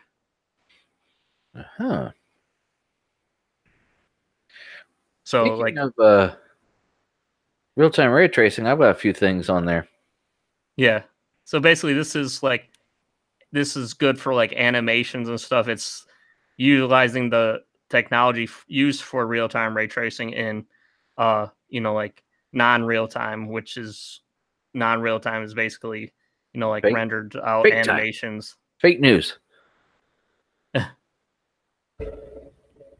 Well, it's basically like, you know how when you with the RTX stuff you have like the ray trace reflections and the ray trace the global illumination. That's all stuff that's the same type of stuff that like animators for like Pixar and stuff that's already been in like their animation. You see the reflections and stuff in like those Pixar movies. You see the lighting and it looks very realistic. Well, that's they're able to do that because they have that stuff ray traced overnight with their giant render farms. That it'll take how many ever days and weeks to render out so many frames of their animation. And now that we're getting closer to being able to do like a basically a Pixar movie type of rendering, but in real time, like in video games, it's these renders will be able to utilize that technology then for it. It's nice because you're getting the same results in real time that those Pixar movies, it took them days to make a frame, of that same type of rendering quality. Right. Now, what I had about ray tracing, RTX up, watch this impressive ray tracing demo running on Radeon Vega. Oh, okay. Say that NVIDIA has championed real-time ray tracing would be an understatement. The Green team has invested heaps of money and resources into its development and flagship hardware, the GeForce RTX series graphics cards, to enable it. The cards themselves are expensive, though, and not even a handful of released games support the tech. But before the world starts thinking NVIDIA's only game in town, Crysis and Far Cry developer Crytek wants people to know there's an alternative. Apparently a more mainstream alternative, a quick RTX and ray tracing recap. Ray tracing isn't a household name yet, but it's a big deal. And blah, blah, blah, blah, blah, blah. Anyway, NVIDIA's underlying marketing message has been, you want this eye candy, you need RTX. Crytek just stepped in and said, well, not quite. Crytek, hold my beer. And there's an accompanying video that I'm not going to put up because, A, give our viewers something to do, and B, I don't want to get flagged. Well, can you show any still frames? Is like do they show any of the reflections in there or whatever? Hold on there, Scout. I got another story that might have some more. I think actually is the same story, just not zoomed in. I think the stills that are in the background of the article are from the video. Oh, okay. So you got rain, which makes it nice little reflections, metal with reflections, and scroll down, and there's the actual video. Yeah, just fucking watch it.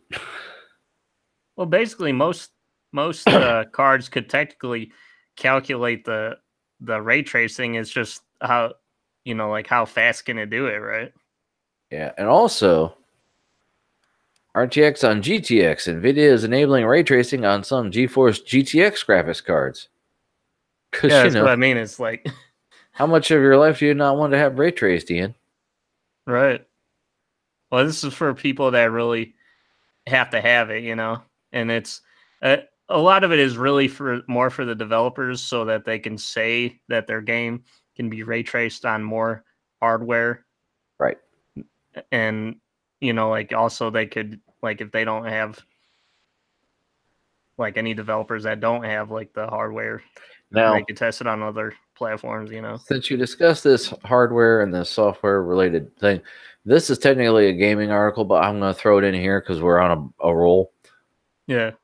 Vampire, the Masquerade Bloodlines 2 announced, will feature NVIDIA RTX technology.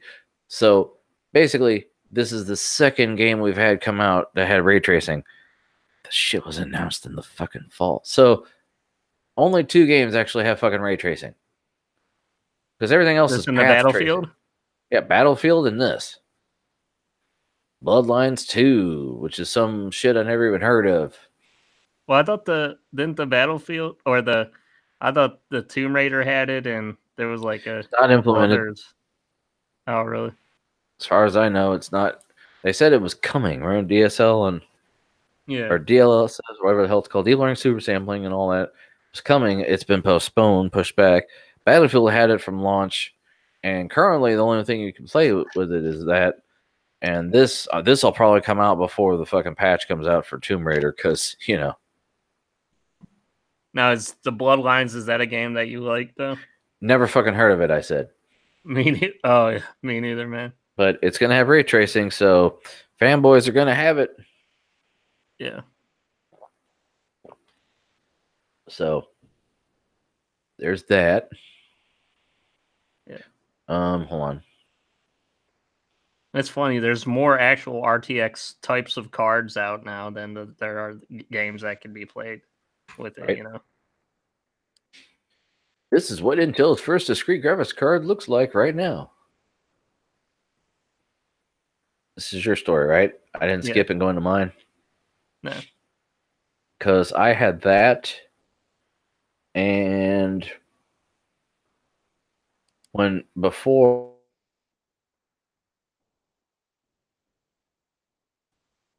Uh-oh.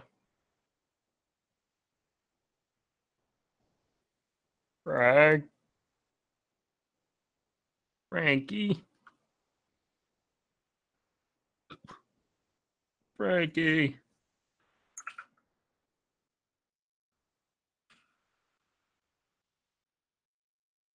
Or they actually. Hello? Yeah, sorry, I froze. But basically, they were showing renders of what the hell the shit was going to look like. You get that person standing in front. Yeah. It's like someone took this video with their iPhone. It's like trying to watch a bootleg movie, Right. See people walking off, and like the fucking sound is horrible.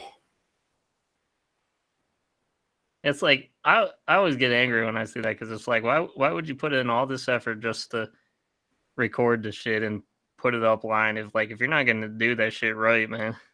Why even do it? Because they want to be the first, dog. I guess they want to try to have that bragging rights, huh?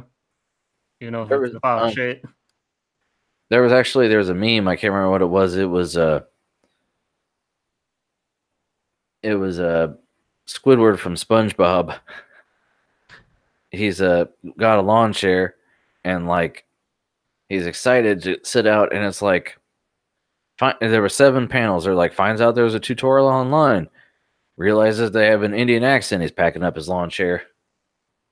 Figure I'll watch it anyway, and he sits down, and it's like, horrible tutorial. Well, maybe try to figure it out, and then like helpful answers in the comments. Because that's what it bees like that sometimes. Yeah. They're just trying to, if I watch a video, I'm like, oh, the audio sounds like crap. Oh, that's what it is, though.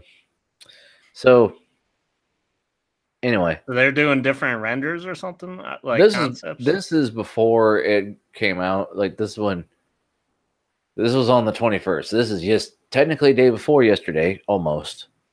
Yesterday. Yeah, this just came out. So, I don't know. Well, this looks like the same. It's fucking guy's head. I'm going to take a picture of this. Asshole, sit down. 90,000 people probably saw your big dumb head. Yeah. Guess Intel didn't get the memo about the blower style going out. I mean, it's their first one, so they can make whatever. Well, it's good either way, though, to get competition. Yep. Now everybody's going to be waiting for NVIDIA to do a CPU. Then all of them will have both. Right. Because AMD's got both, Intel's about to have both, and then you might as well have. How many people do you think are going to line up to have a fucking all Intel computer? It. Because you can't get an all NVIDIA computer, no matter what you try. Right. Okay. Hold on. Change copy.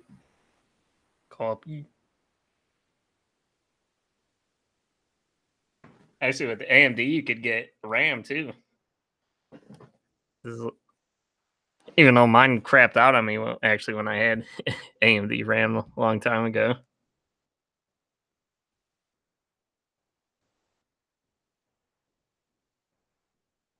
I guess Intel does have that I get these random freezes. Okay.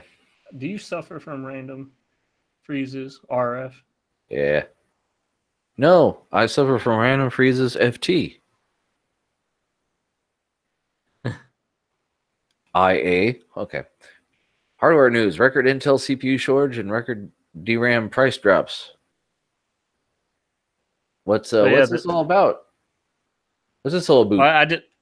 What's this all about? So I didn't get a chance to really look at the charts there, but I thought I'd add this one in because I did see like the other day that you could get like, what is it, like 16 gigs of RAM for like, it was like $60 or something. I was like, what? Nice.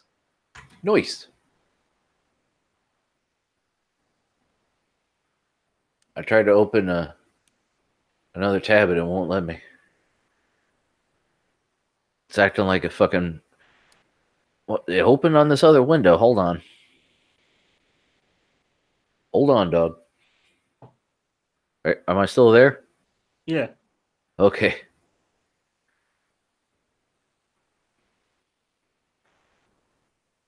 Order history. I'm trying to find my RAM. Here we go. There we fucking go. Copy. Because just since I've ordered my RAM, you can actually see how much it's gone down. Okay? Okay. What's it at now? Well, see, here's what it's at now, okay? $264.99. When I bought the shit, where's the price? What the hell? That's not what I paid. I see the total. Oh, view order details. Okay, because it gives me. I bought this along with my CPU. Yeah, I paid $289.99 for what's $264 now. Yeah, that's 32 gigs of fucking 3200 DDR4, dog. Yep. I mean, like you said, it's not 16 gig sticks, but I don't need that much. I really don't. I have 3,000, but I'm happy with 64 gigs. Well, that and I have 3200, so it's faster, even though I have less of it. I want another 4 sticks. Now that it's on, cheaper, that's cool. I do wish I could be like you though. If I wanted, since I'm getting 16 gig sticks, if I had your motherboard, I could do 128 then and just be totally ridiculous. Retarded. Go full retard. See, it's cheaper. Yeah. Steve lets us know about that cheap RAMs, man. Right. Well, it says specifically the prices for DRAM are on a pace to drop 30% this quarter, even lower than previously projected 20%.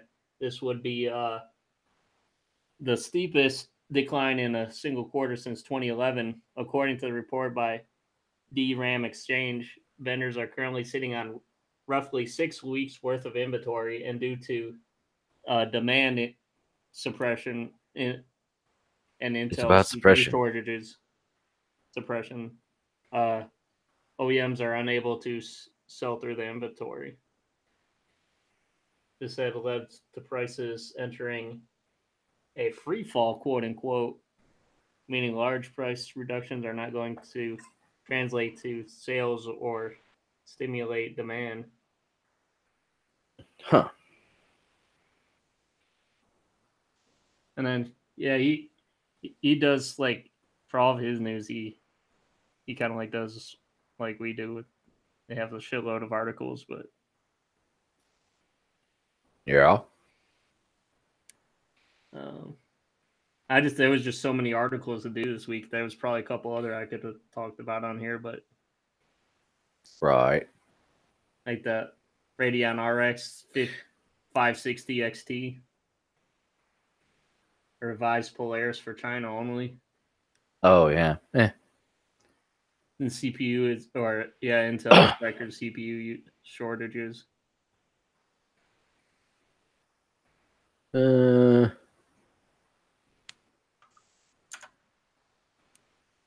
That article you have out, we kind of went over RTX on GTX. Yeah, it's just the same thing with the different flavor. Yeah, which is good. It's good to cite multiple sources. They do that in in the bibliography page of report. Yep. Ooh, you got one on the FCC. Yeah, these next couple ones are Debbie Downers. The FCC won't let me be. Feel so empty without me. Well, I guess this is a good one, but this one.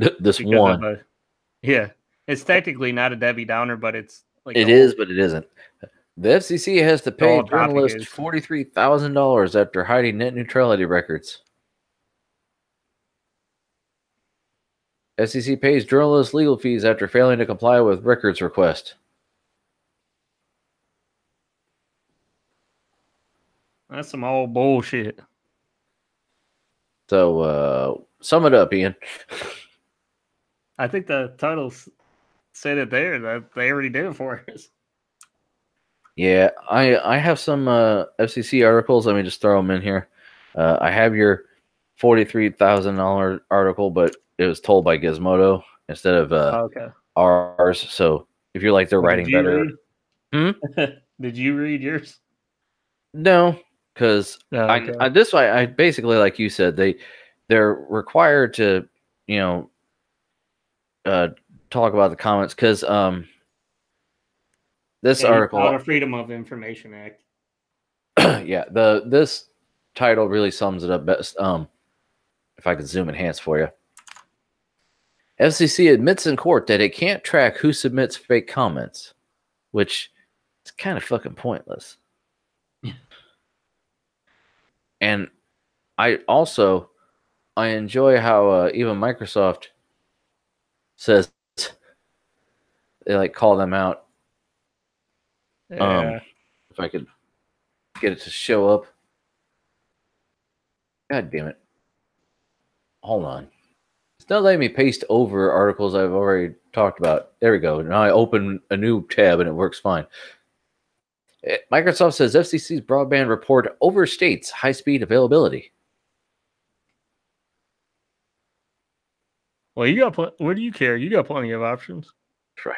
Just last month, the FCC issued a draft in its rosy 2019 broadband deployment record, a report, and the chairman G. Pai noted that the digital divide between Americans with and without access to high-speed internet has narrowed substantially. Before Pai breaks his arm, patting himself on the back, however, Microsoft says the FCC should take a closer look at the numbers and how they're evaluated. According to the FCC, Americans lacking access to a fixed broadband connection of at least 25 megabits downstream and 3 megabits upstream dropped to 19.1 million in 2017, down from 26.1 million the year before. The numbers are a little fuzzy, though, as the FCC estimated in December of last year that 24.7 million Americans lacked access to broadband. So, yeah, of course they're going to say that it's better because they're the ones providing the fact. Oh, we get to grade our own test? Then I got 100. Right? I mean, do your Spectrum's authorized speed test. Yeah. Also, I have one that's not about the FCC, but it's about the interwebs. Just let it trickle down, Frank. Hold on. AT&T's 5G is actually slower than Verizon and T-Mobile's 4G, study finds. So, AT&T's 5G service is slightly slower than Verizon and T-Mobile's advanced 4G LTE networks, a study by OpenSignal has found. As ours readers know, AT&T renamed a large portion of its 4G network, calling it 5GE for 5G evolution. If you see a 5G indicator on an AT&T phone, that means you're connected to a portion of AT&T's 4G LTE network that supports standard LTE advanced features such as 256 QAM 4x4 MIMO and three-way carrier aggregation. All four major carriers have rolled out LTE Advanced, but while Verizon, Sprint, and T-Mobile accurately call it 4G, AT&T calls it 5GE. They're like, it's like 4G but better because we say it's 5. They actually, Sprint sued AT&T, alluding that AT&T is gaining an unfair advantage by making false and misleading claims. AT&T's network name may trick consumers into thinking they're getting better service than a 5G operator, but they aren't. We already know that the 5GE has no technological advantage over LTE Advanced because they are the same thing with different names. But actual speed tests reinforce the point. So, yeah, AT&T 28. This T-Mobile 29.4, Verizon 29.9, Sprint 20.4. So, they should call it 5 going on E. Yeah, or you should stand for the economy version. I mean, the cheap edition, CE. So, what's this hacking shit you got here, motherfucker?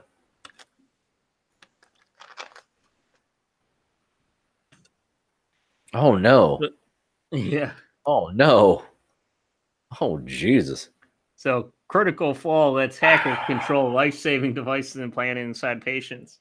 Why the hell is it connected to if this then or whatever the hell is causing this? I don't. We all gotta be connected, Frank.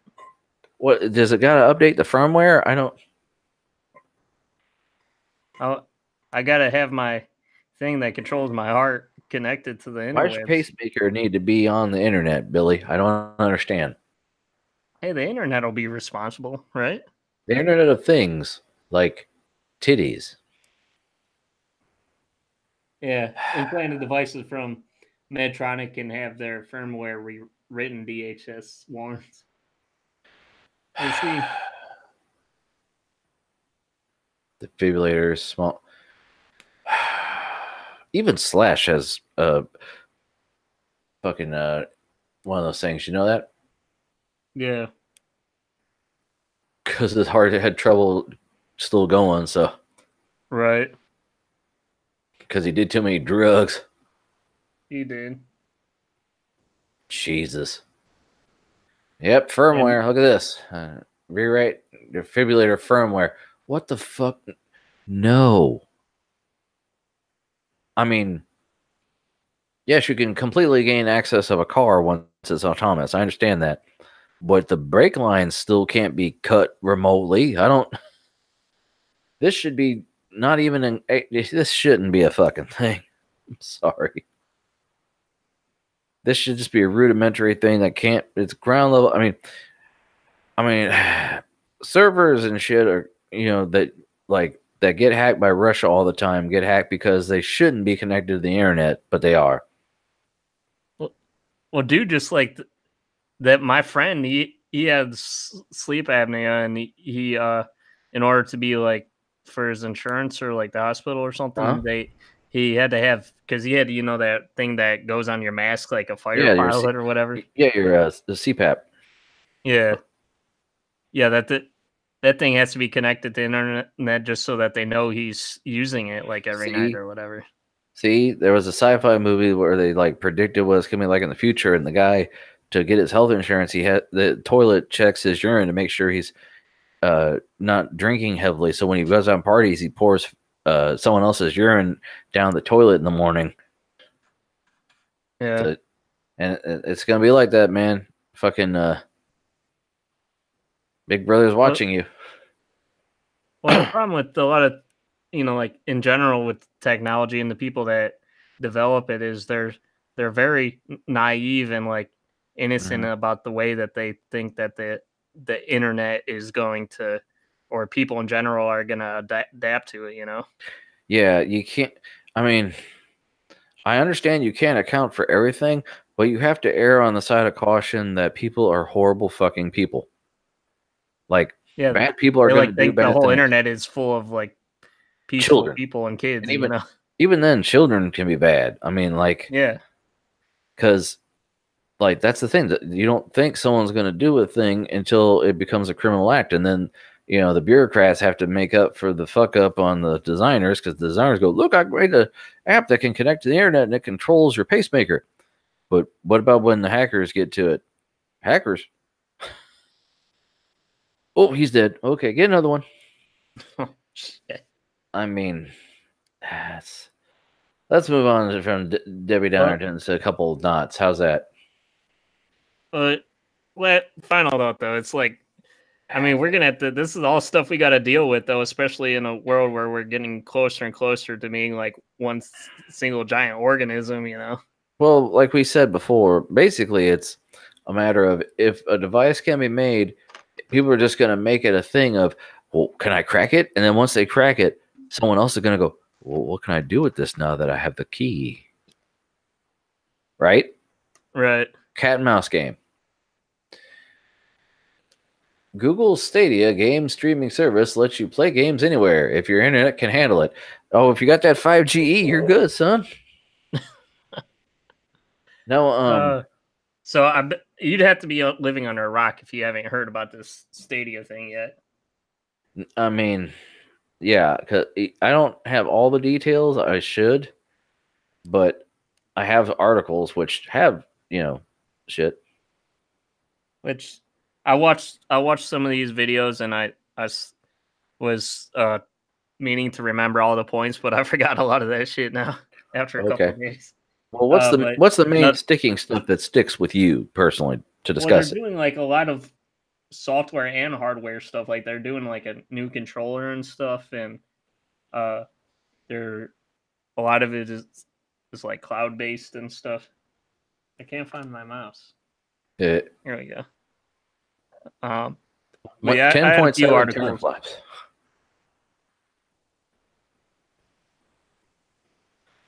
So, Google Stadia game streaming service lets you play games anywhere if your internet can handle it. Oh man, that's a bastardized, like, the controller looks like the bastard son of a 360 and a PlayStation.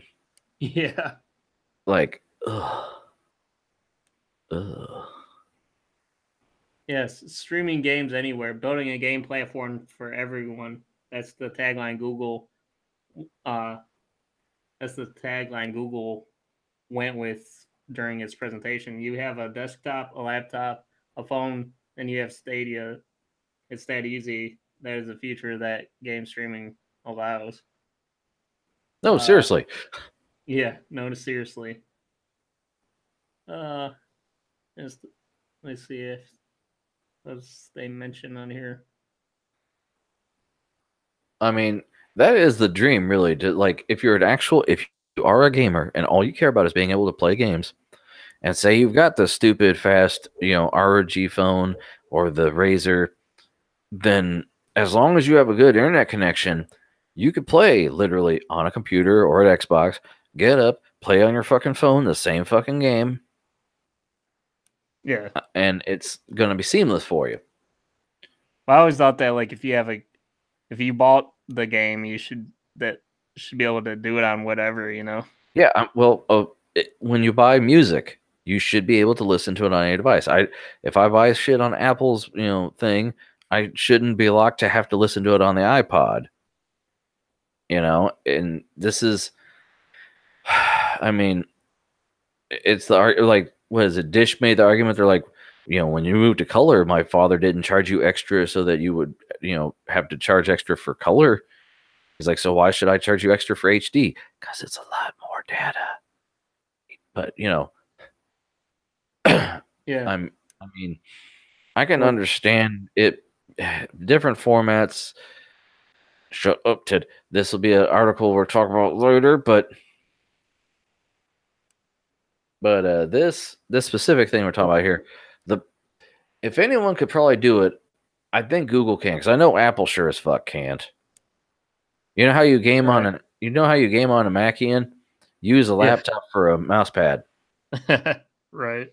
Well, I know Steam. Did you like the Steam box or whatever with that controller? I mean, the controller actually, like, I don't have one, but apparently it did really well and people liked it. Well, the big thing with this is they were claiming that they'll be able to do 4K at 60 FPS or whatever. The problem was though is since it's over the internet, you're still technically going to get latency problems. I mean, lag. Does Xbox have any, like, I mean, you have to pay for multiplayer and shit, like, just to be online, but if you can literally play on the fucking, a Chrome browser on any computer, and you mean you don't got to have a custom thing like, like you and I, right? Then Meemaw can, let her nephew play on her computer and it'll be just as good if she has more than, a megabit down. Yeah. Now, see, my articles aren't exactly aren't the same as this. This article is very good. It's got good nuts and bolts of what they showed you and what it can do, right? Right. I have a few more that are discussion pieces. Did you have anything to say before I throw mine up?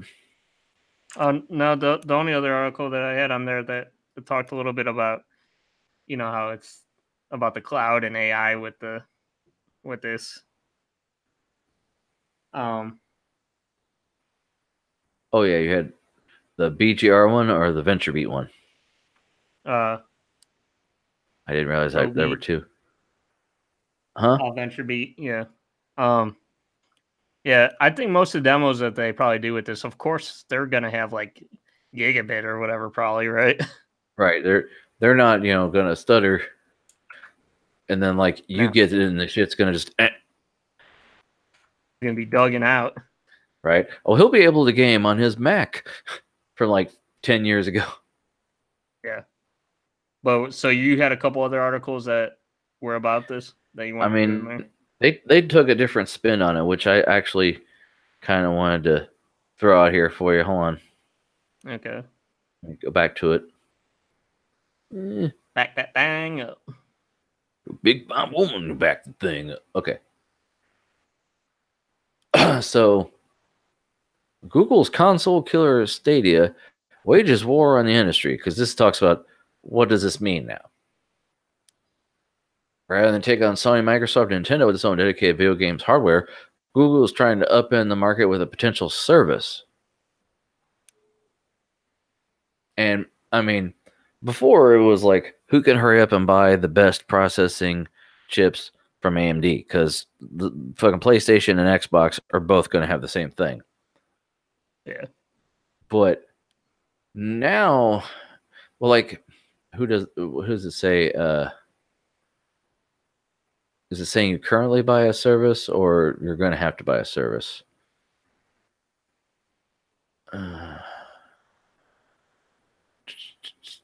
I just scrolled. I read something I should. The only thing you'll need to stay is a persistent, strong internet connection and an active subscription. Prices haven't been announced yet. Oh yeah, because you have to subscribe to their games.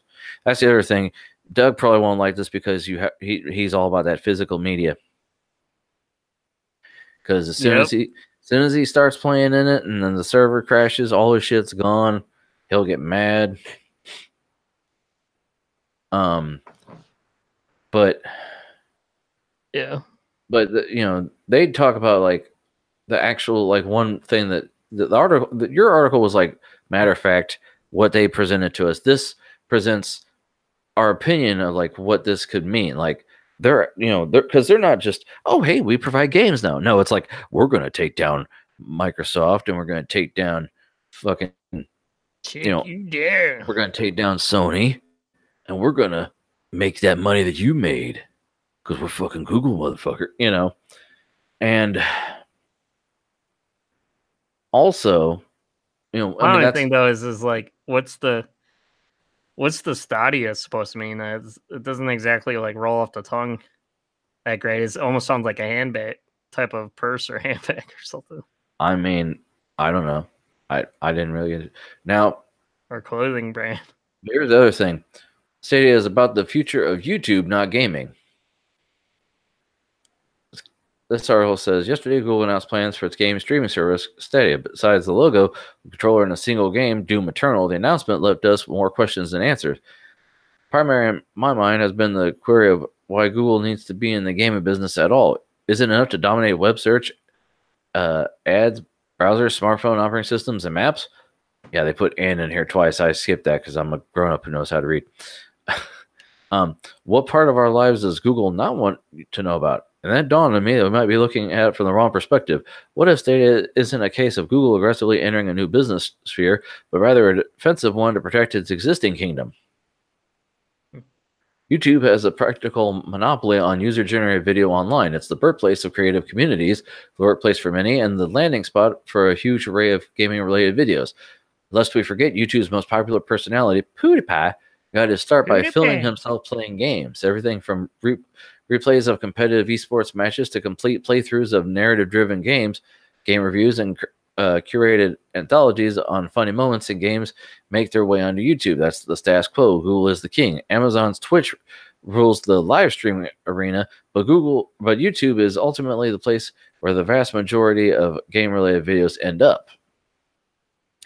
My thinking is that Google's Stadia project is motivated to a greater or lesser degree by the desire to maintain its predominance as the home of gaming video. As of right now, Google gets more than 200 million logged in daily active users watching gaming content. That's 200 million pairs of eyes to present ads in every day. In 2018, YouTube accumulated more than 50 billion watched hours of gaming content. Gaming has always been the backbone of the YouTube since the platform was first funded, notes YouTube's gaming director Ryan Wyatt. So their thought is, well, they're doing this because, Twitch that's all Twitch does is games. They don't even have any other content. YouTube has other content, but damn games, right? Yeah, right. So, granted, I'm taking this with a huge grain of salt, because it's the fucking Verge. But, in general, I like the idea of, I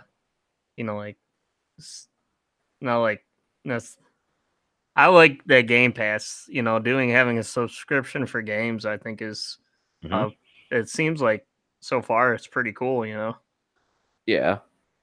Like you've said before, or we've said both of us, this is competition. Competition for the consumer is nothing but good because they want to slash prices, give you deals. Granted, they're going to play dirty and do exclusives. Spoiler alert. So, shut up, Ted. So, we got that. Now, I have a non-Debbie Downerton about this whole thing, by the way, that I'm surprised you didn't have. You mind if I throw it in here? Sure. AMD stock spikes after Google confirms partnership for new video game streaming service. Yeah. So, AMD spiked 11.8% Tuesday after Google confirmed the firm won a deal for its game streaming platform. So not only do they get the PlayStation and the fucking Xbox, the streaming Google thing is going to run off fucking AMD too. So that's a spoiler alert, huh? Well, that's not the spoiler, but god damn. Sure, Intel's got something, I'm sure, but man, they cornered that. They've got the professional market they're dipping their toes in. The gaming, forget just the guy at home who's buying and building his little stupid box to play, Tomb Raider on. God damn. The actual, companies are buying them to make the units, and the servers that are going to be, running have this. It's mind-boggling. Now, already basically AMD has cornered the market on multi-core performance with the processors because, while Intel has, because that's what I've noticed, Intel might have a slight edge with the single core performance, but when it comes to multi-core, AMD is definitely killing it, Sorry, I got to get my water now, my toilet water. Because that's all you think about nowadays is the Threadripper with getting the shit ton of threads. That's what everybody's getting. Right. They're like, even like the Ryzen chips, the regular Ryzen now, they're like, oh yeah, you can have 16 threads. Why the fuck not? I'm like, and Intel's like, what? Why? Because we can. Their newest thing now is, what is it, like the 9800X or whatever? That's you have to get like the most expensive one just to be able to get the 16 threads.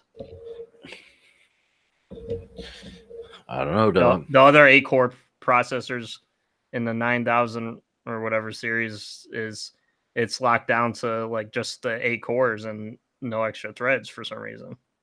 Right. Okay, now you've got a couple of articles about Steam's library.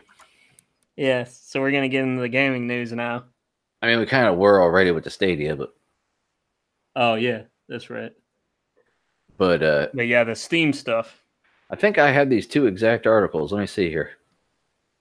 Oh, I figured you would. No, I got one for PC Gamer, but the other one's VentureBeat.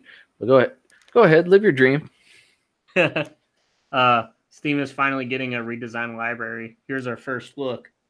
New collections and advanced tag searches will let you sort games more easily, and it looks nicer. It does look nicer. It sucks. Next. Should have got a Mac. All the gaming you can do on the Mac from 2011. And then your second article about it. Well, it was a Steam thing, but it was something else newer that they were doing. Did you have any thoughts on that specific one? About the new design of the library? Yeah. Nah. I mean, did you get a chance to use it yet? Or is that coming out soon? To my knowledge, it's coming soon. Oh, okay. Because mine I don't think it looks like that. Let me look at the store real quick. I don't think. Yeah. My shit looks the same as it always did. Same as it ever was. It's ready to fix next. Oh, fucking hell. I didn't mean to click that. Okay.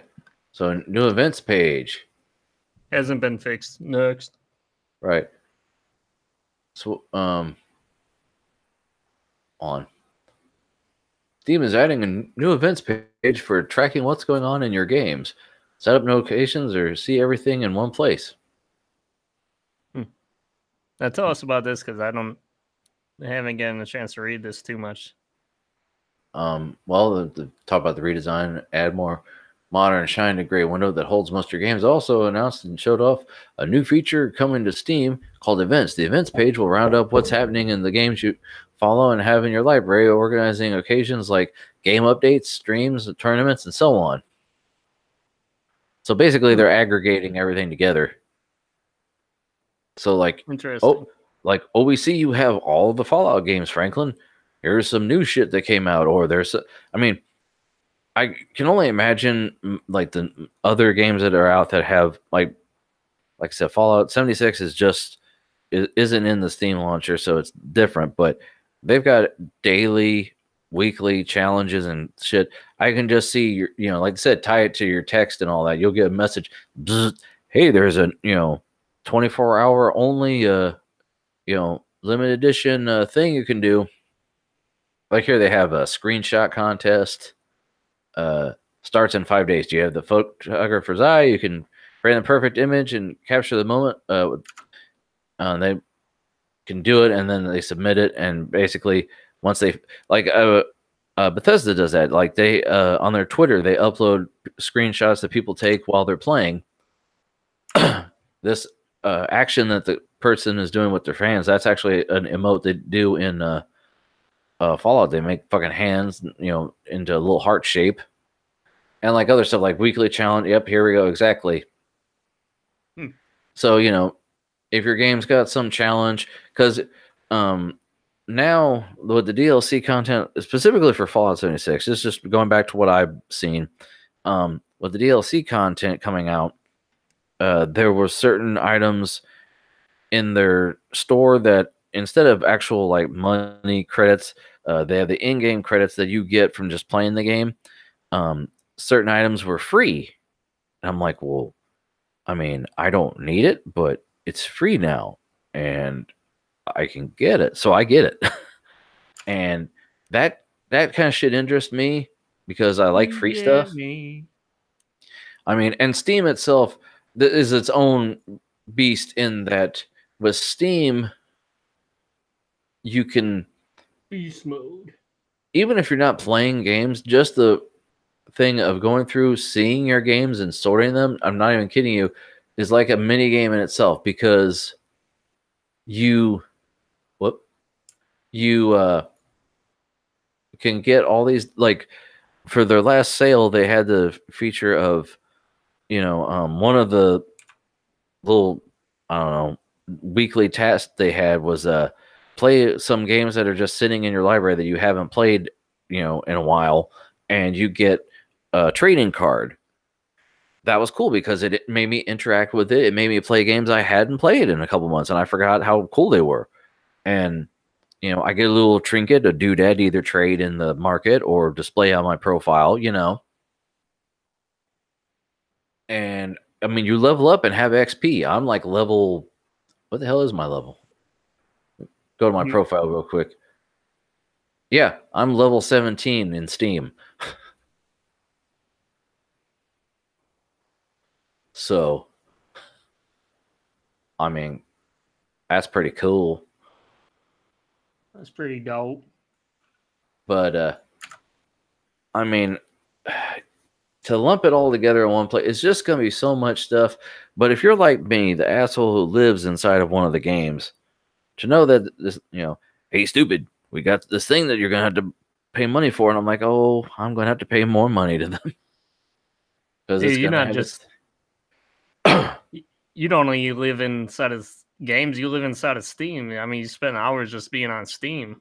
Right. Well, like, for Fallout, I built a new computer just because I wanted to play the newest Fallout at, high settings.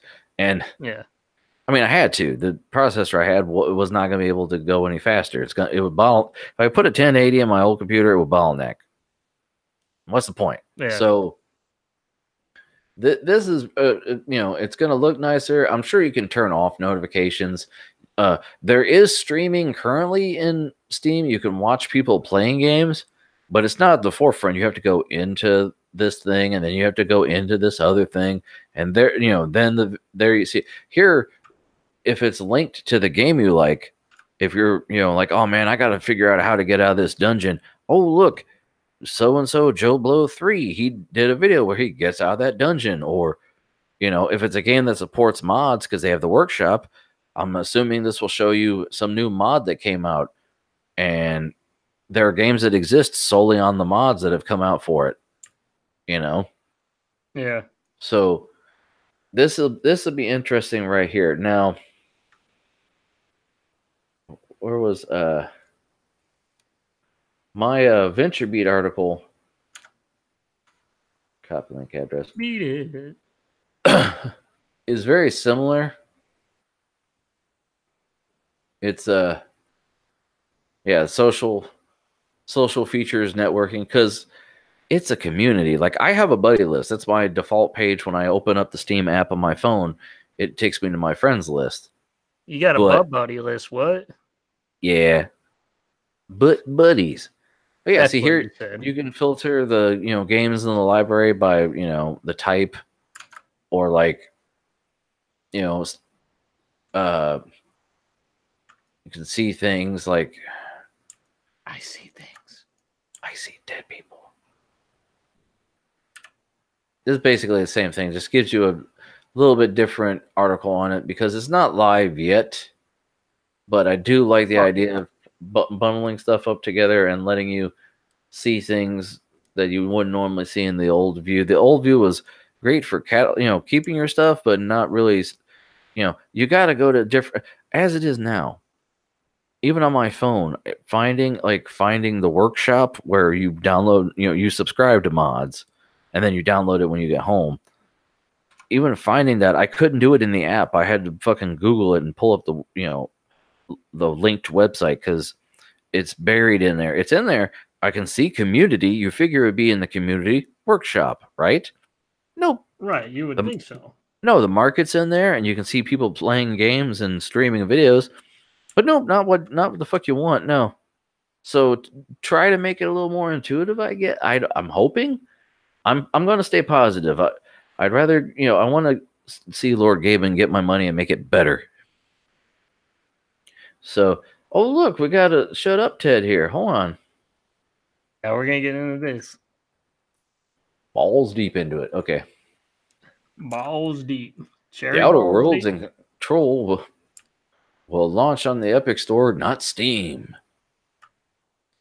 Oh boy. Now I'm okay. I'll let you talk. What's your thoughts first before I do my Doug rant? Oh, I have no thoughts at all. I got this solely for you.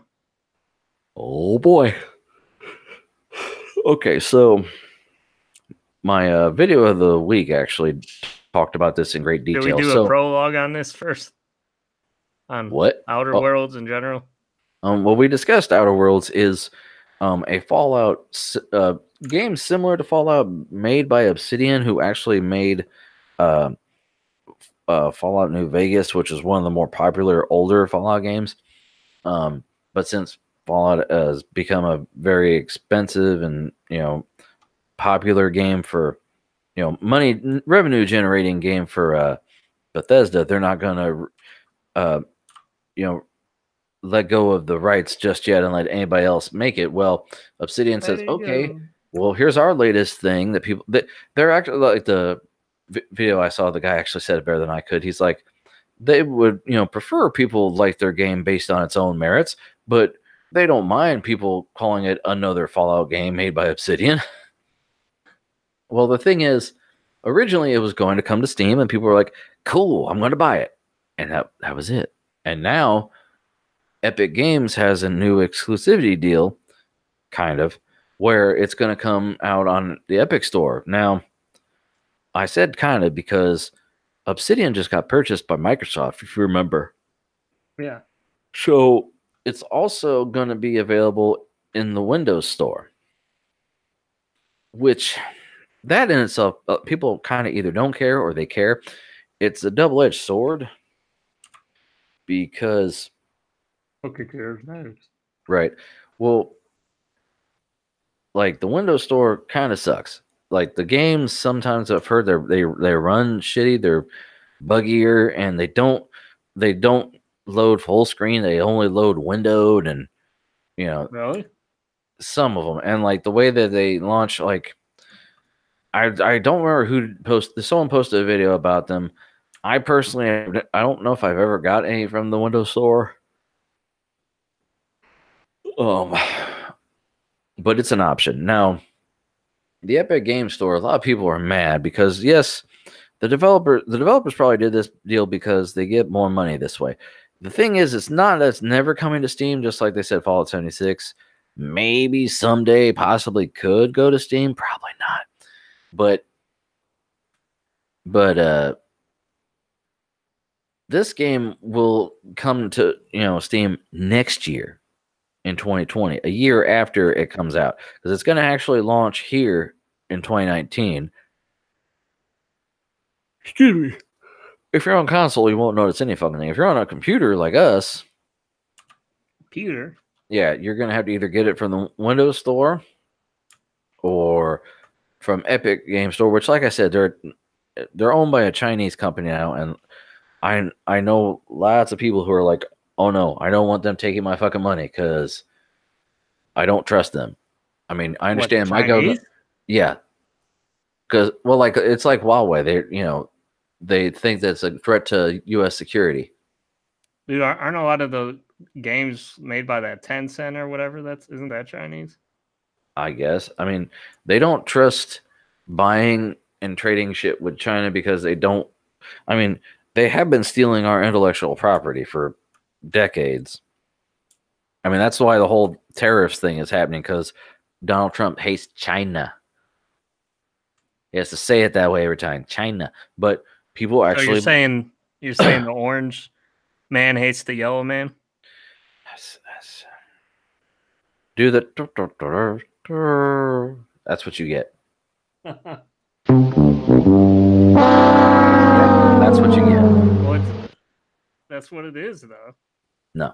Also, but like I said, the Epic Store gets it, and also, where the hell is it? I had something about this I wanted to throw in that actually kind of makes this not as much of a Debbie Downer. Because I'm gonna get this game. I'm not gonna wait till 2019 and buy, or 2020 and buy it off Steam if it's already out. Get your game. But oh, fucking full size ad. Fucking. You got a giant on the screen too. Okay. So, Epic Game Store titles coming to Humble Bundle Store with exclusives.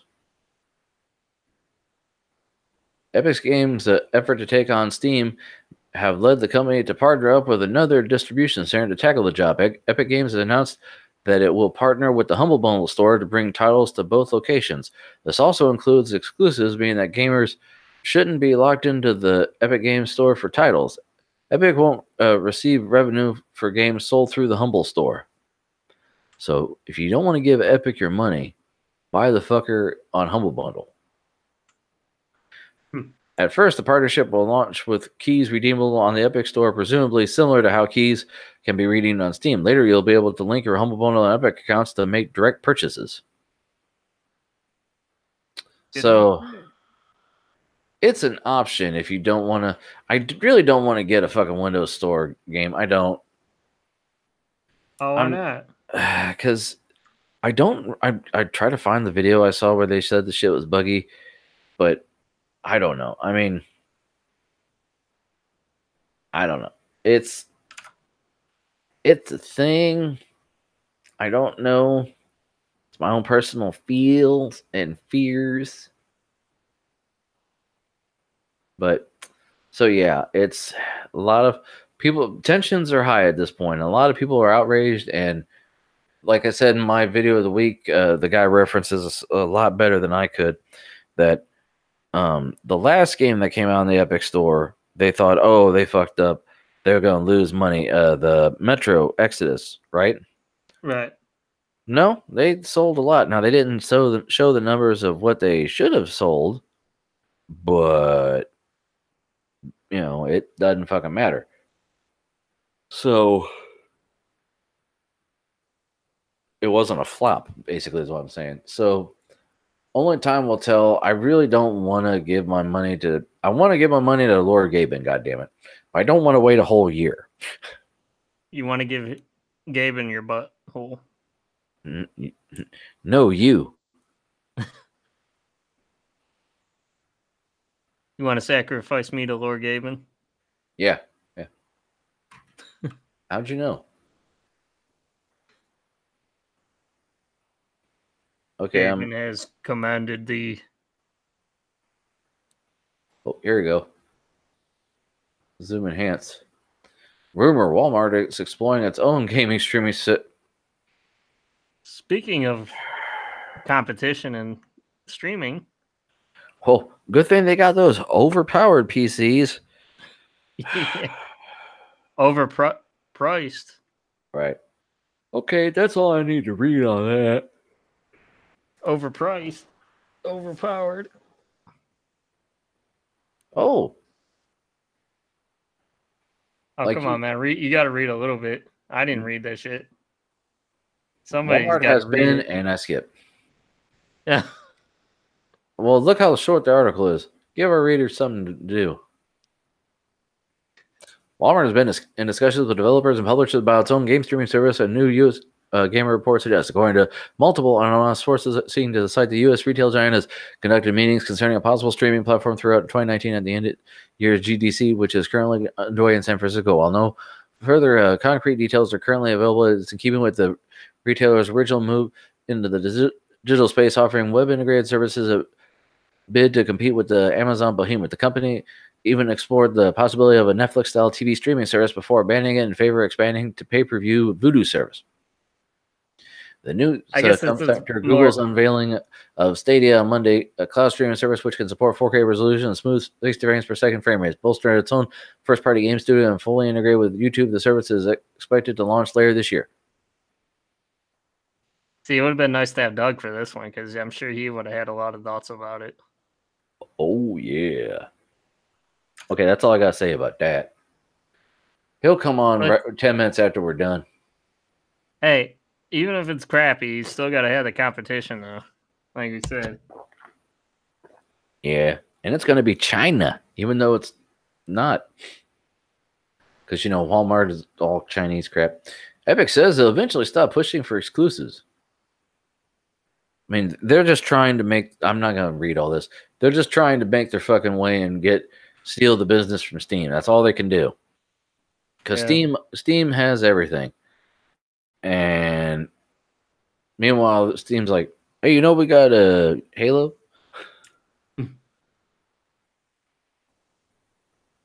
You have any thoughts before I go to your next article, sir? Not really, no. All right.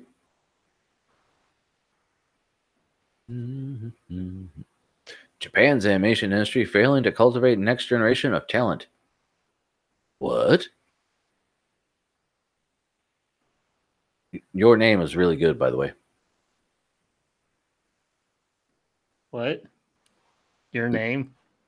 Blockbusters like Shinkai Makoto's Kimi no Na wa. Your name.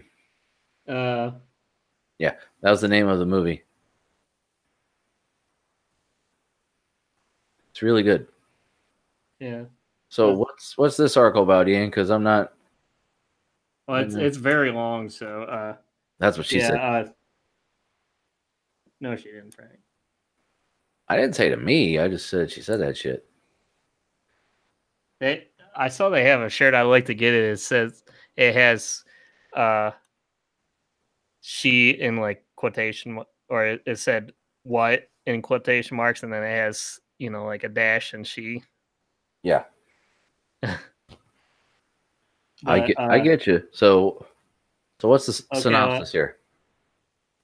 I'm not entirely sure. It says that Japanese animation industry would appear to be bursting with vitality, but yeah, behind the scenes at the nation's animation production houses, the working conditions are a little short of wretched, and the long-term future of made in Japan anime is anything but assured.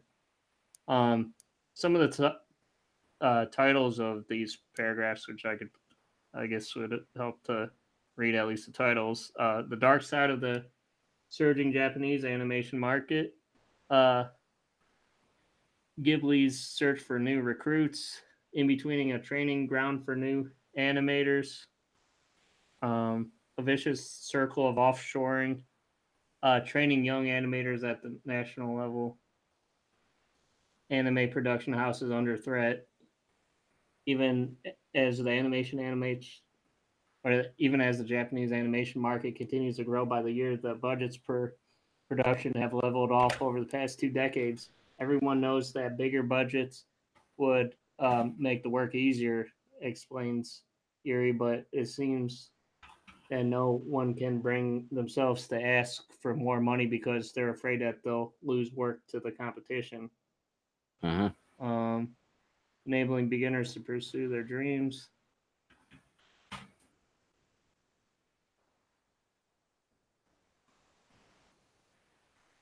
So basically, it's like, you have these. I guess it's just a bleak future because of all these sweatshops of animators. I guess Right. The value of Japan's animation market reached a record 1.8 trillion in 2015, including foreign sales and revenues from DVDs and other video formats. It is estimated they have tapped the $2 trillion mark in 2016. Boy, what is that? By the Shankai Makoto blockbuster, Your Name, after premiering in theaters in Japan in August 2016. The film scored box office revenues second only to Miyazaki Hayau's 2001 Runaway success sent to Spirited Away, Kano Sakai, whatever, The Center of the World, directed by Sunyo and released in Japan.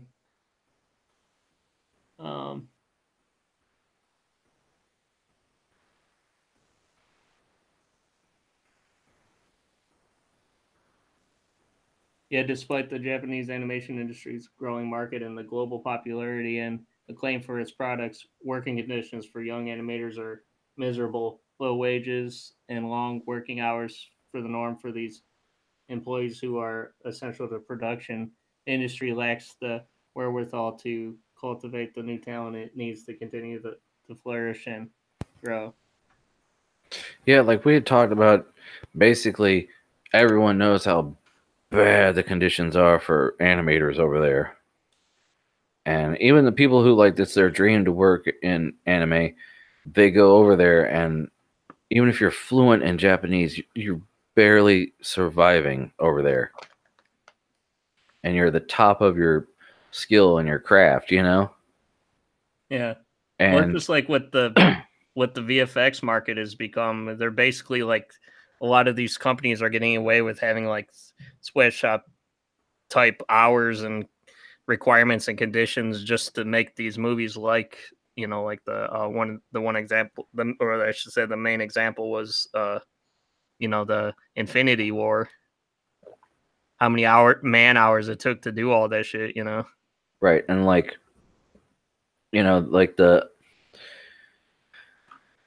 it's when you remember that Black Panther, that was a good example. It's gotten so bad where the shit looks like it was like Nintendo 64 graphics, right, and then also like the old staple of you watch a cartoon series, the studio in America writes it, and then they send it out to Korea or China where it's fucking animated, and they send it over, back over here, and they try to match up the lip sync. Yeah. And it's so cheap for, stuff over there. I mean, that's why they're not treating people fairly, and why would you try to pursue, and work your entire life and try if it's not going to pay up? I mean, as someone who follows anime, like okay, when you go back to the comic book version, the manga, a main staple of a trope of the plot lines of some mangas are one of the characters runs off to pursue being a manga artist because they want to show the inside of it's so tough and so much work you have to put in to even fucking do it, but they want to show how dedicated they are. And other than drawing really good pictures, they want to show themselves being ran in a sweatshop. And it's, they're crying for help. I mean, honestly, even the scan ones that you read in English, at the end, there's little notes jotted down by the author. And when they translate them, they're like, oh, my editor is after me this week. I'm sorry. I don't even know if I'm going to have a volume. I'm sorry. I mean, yeah, they're tortured, even if they're just writing a comic book, themselves. I mean, it's kind of sad. And well, generally speaking, unfortunately, human life itself there is, it's thought of to be pretty cheap just because of the fact that there's, the population is so large there, Well, that's one of the mindsets that a lot of the like the workers have and stuff, and they're like, if the people are just so cheap, they don't see value in people, right. But do you think so? Basically, the article is saying that this is the animation there isn't really sustainable. I mean, the quality is great, but the actual ability to see the same throughput is questionable at best. Yeah. It's. I mean, Studio Ghibli and stuff. It's always going to be beautiful, and like I said, Your Name is a masterpiece, but it's a lot of work, a lot of manpower, and no one's gonna want to do it. I mean, but it seems like in general, creative people are. It seems like they're taking advantage of more, and even in the States, like Disney and like Pixar and shit. They're like, oh, it's just you just putz around with this art stuff. It's not, I don't think they think of it as important as other things, Right. It's, it's not really, even on YouTube, the guy that edits his YouTube videos, like, I'm tired. I need a break because all I do is edit videos. They're like, oh, it's not really work. He's like, yes, it is. I'm doing it 8 hours a day. Yeah. So. And to top it off, here's an even more Debbie Downer article. Pornhub owner unveils Age ID age verification tool for the UK. What? Yep. So Pornhub is going age verification where clicking I am over the age of 18 it's not going to fly with them anymore. So what are you going to do? Do you got to upload something? Do you got to sign in and create an account? Because I'm sure shit not doing that. I mean, most people have it in a private browser. I mean, the UK is set to implement the Digital Economy Act of 2017, an act of the Parliament of the United Kingdom which mandates age checks in order to prevent users under the age of 18 from accessing explicit content. In order to assure that this new and restrictive government legislation, MindGeek, the parent company of Pornhub, has unveiled an encrypted online age verification tool called Age ID, which will require visitors on its sites to prove that they are age 18 or above to access the adult site. Besides owning Pornhub, MindGeek also runs sites such as YouPorn and Browsers and RedTube. And that technology be on all their sites. So basically, you're gonna need to upload some kind of thing to. You're gonna obviously have to be registered with the site then, and you're gonna have to have something that proves like a state issued ID, or you're gonna have to have your credit card on there, which is a way that a lot of sites use for age verification. Well, you got to remember though, that's in the UK where they say, "God damn it, internet privacy is a must." By the way, we want to make sure that children don't have any fucking privacy. So, I hope it doesn't come over to the States because that's just extra stupid there. I mean, like they said, Facebook, they're gonna like, "Oh, you're doing something we don't like. We're going to fine you $1 billion kajillion dollars," and they made Zuckerberg sweat. So I could see Pornhub going,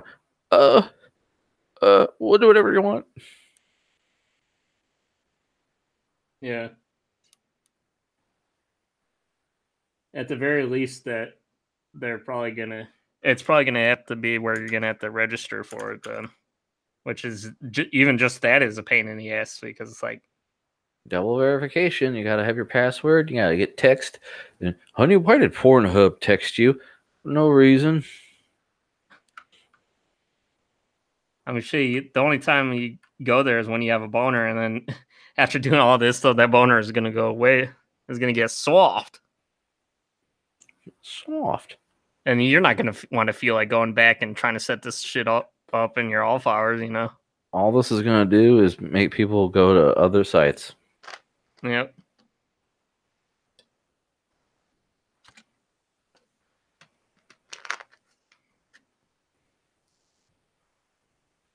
I mean, you're right though. The UK is they're always weird with shit, so it's like. Well, they haven't always been, but they're getting worse. Yeah. It's only a matter of time, man. So that was my last Debbie Downer and article. Well, I have a few more. Yeah, did you have some that we didn't cover here? Yeah, this is kind of a downer, but kind of a face the music kind of thing here. When Marvel starts selling off props, it's time to really say goodbye to those Netflix shows.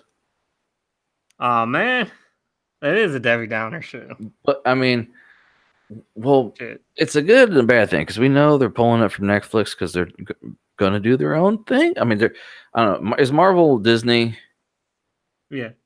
So Disney may or may not do something with it. I don't know. Because all they need to do is pump out little kids' cartoons, and the parents will turn the shit on while they go do the laundry so the kid will stare, and they don't want to have to worry about them watching X-Men. So Right. I don't know. I don't know. Well, Go ahead. That's the thing, though, is if they do, so people are saying that if they do go to the Disney thing, it's probably going to be more of a remake. And I like the actors that play those characters on there, you know? And if they end up having to just redo it, it's like, what's the point, man? You know? They're going to Disneyfy it, like you said.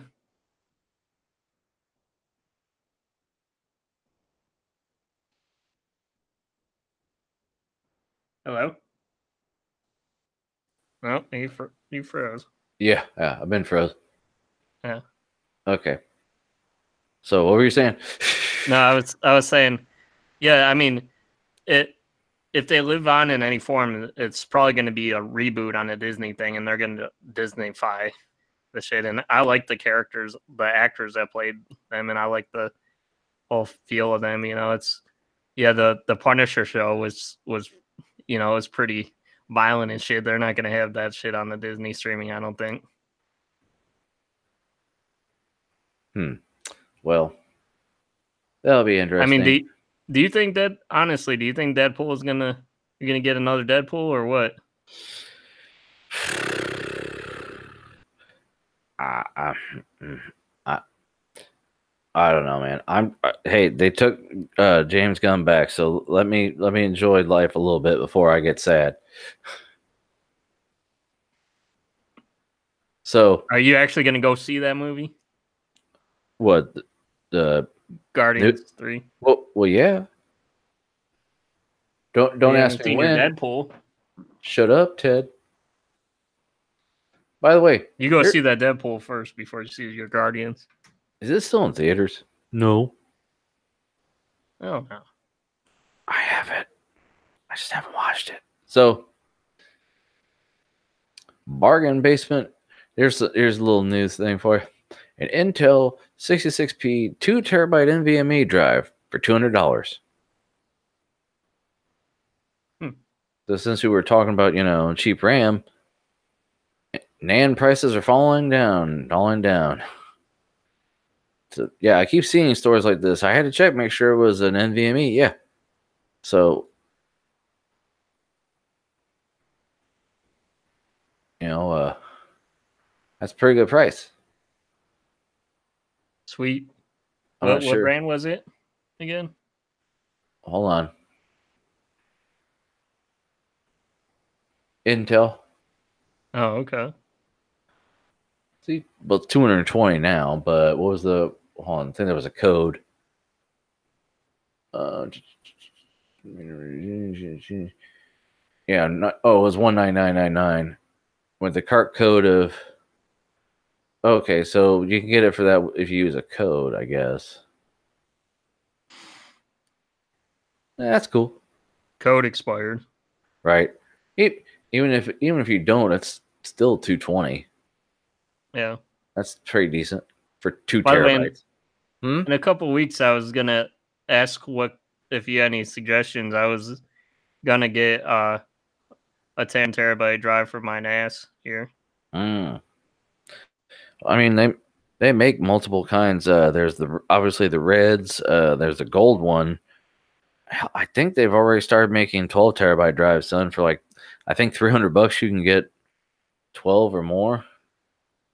I was trying to be like you and go cheap as possible. Oh, you were gonna get the external and gut it?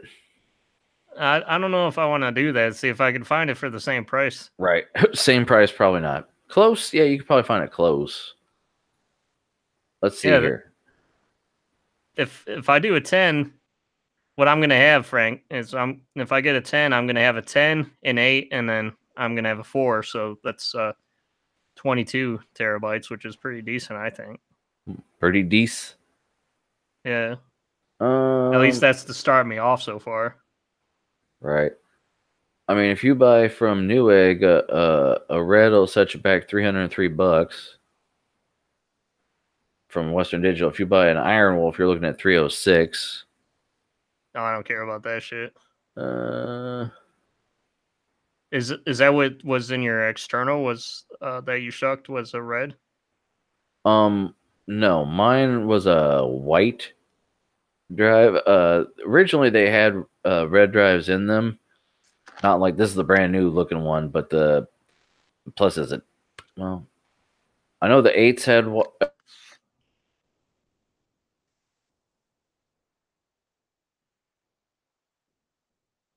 Uh-oh. We're frozen again. Boop, boop, boop. We're dugging out.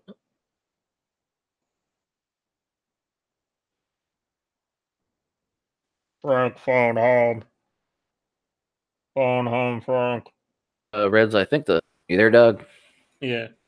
I think it's fucking Google, man, because that's the only thing like really freezing. Anyway, but yeah, like on Newegg here, like see the newer Reds look like that. Mine, when I shucked it, was more like this HD ST here. Look more like that, like almost exactly, which are similar, but like I said, the I had to tape off the SATA port because it's got the it has a 3.3 volt pin, and like, oh, you can use a SATA, Molex SATA, and like, or a SATA adapter, so you would bypass that bit. Nah, I ain't doing all that. I was looking on eBay, had some for like 200. See, it's an enterprise drive. This power disable feature. Okay, so what do? They put that damn adapter on it, probably. Yeah. I mean, that's what it looks like from this picture. It looks like they got a. I mean, like I said, it's 7,200 RPM because for movies and stuff, it really doesn't matter. But my drive has my games on it, so I needed a bunch of space that was fast. Yeah. Yeah, that's what I'm gonna do though. I'm gonna put my TV shows on the 10 terabyte, and then my 8 terabyte is gonna be for movies. Well, like media and stuff, it doesn't have to be like the 7,200 really helps for like games and stuff. I think you can put movies on a slower RPM drive and be fine, but don't quote me on that. Look at data hoarders, goddammit. There's entire threads devoted to, okay, here's everything we know about the easy store drives, what they come with, what serial mod, like they have it to where you can pick up a box in the store, look at the serial number, and tell which drive it is because one has a higher cache. What about the gold? Here's a link for the eBay. I don't know. Do you think this is a fluke here? I mean, hold on. I left clicked it because I didn't want everything to go away. High capacity data center. I mean, they kind of go. Let me look at the guy's reviews here. All brand new, undamaged. Unless I am with handmade. New retail. Where's the users? Where the hell's the seller's info? Seller. They have they have good feedback. Only one neutral in the last 12 months.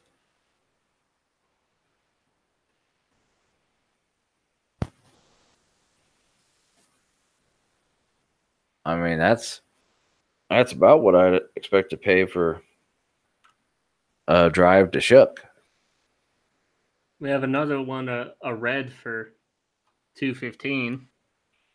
I don't know the exact differences between the gold and red. I don't know if it's because I know like the purple drives are security drives, and then those are surveillance drives or whatever. Yeah, the reds and like what is it, data center, and the other ones are actual NAS drives, but it doesn't matter. You go to fucking NAS drive in a computer down here.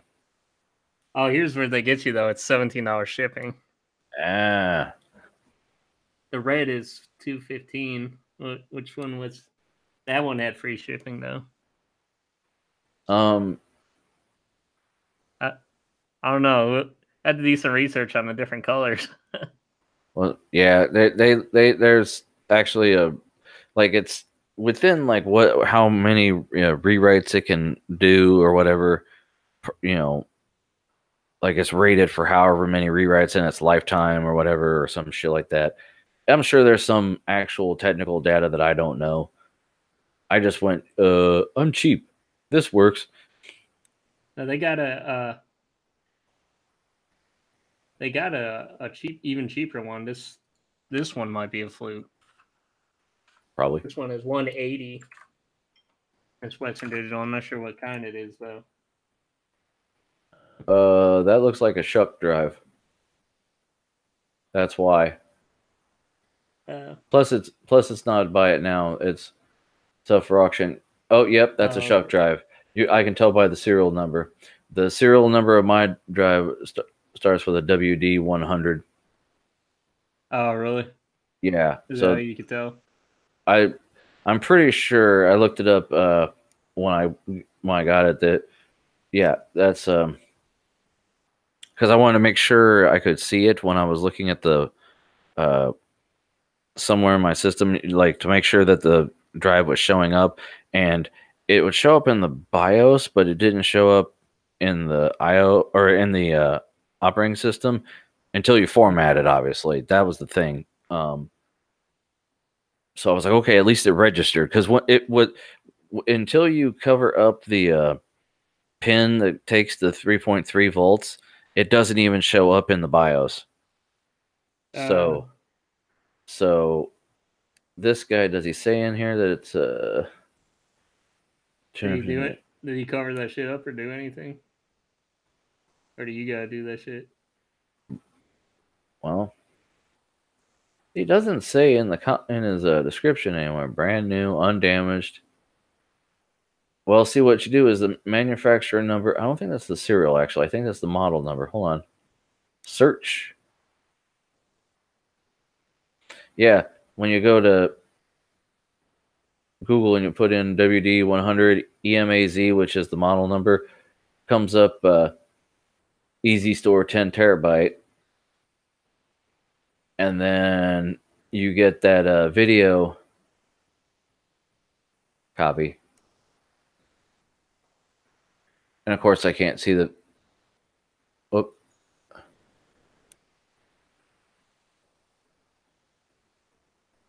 course, there's an ad.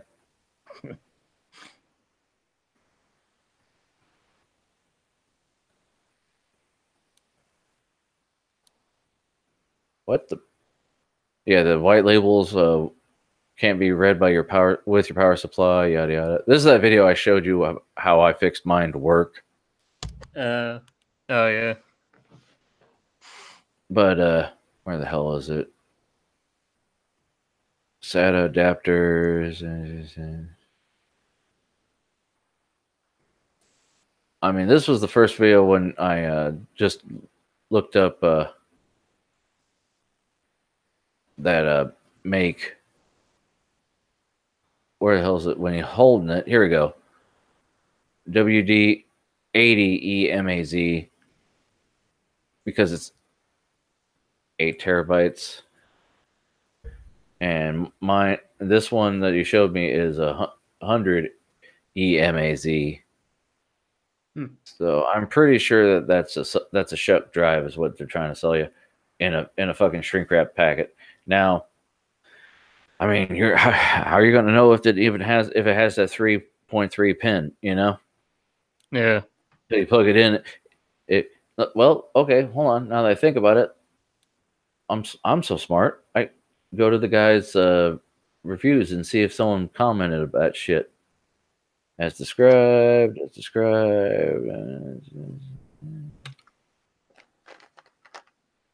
I mean, I'm sure he sold one more recently than 90 days. There's no negative feedback, which is a little fucking weird. Maybe they're selling it with that SATA adapter because in the video I have the guy, he points, he's like, "This is the pin you gotta disable." And he puts tape on it because he doesn't want to tear the pin out because then you can still use the pin if necessary. Well, if you don't want to void your warranty, I guess it's. Or in this case, that's where they use the SATA to Molex adapter. But didn't you say you could put that package that shit back up if you wanted it to, or if you needed to? I mean, you can put it back in the shell if you don't damage it. I actually broke one of the tabs in mine. You're like, no going back now. Well, I mean, I don't give a fuck. I paid $200 for it. The thing what is, about that? Go ahead. I was just gonna say I'm not doing no damn Molex to SATA because fire starter. What do you think? I haven't seen any Seagate drives at that price point for some reason. What? Oh, well.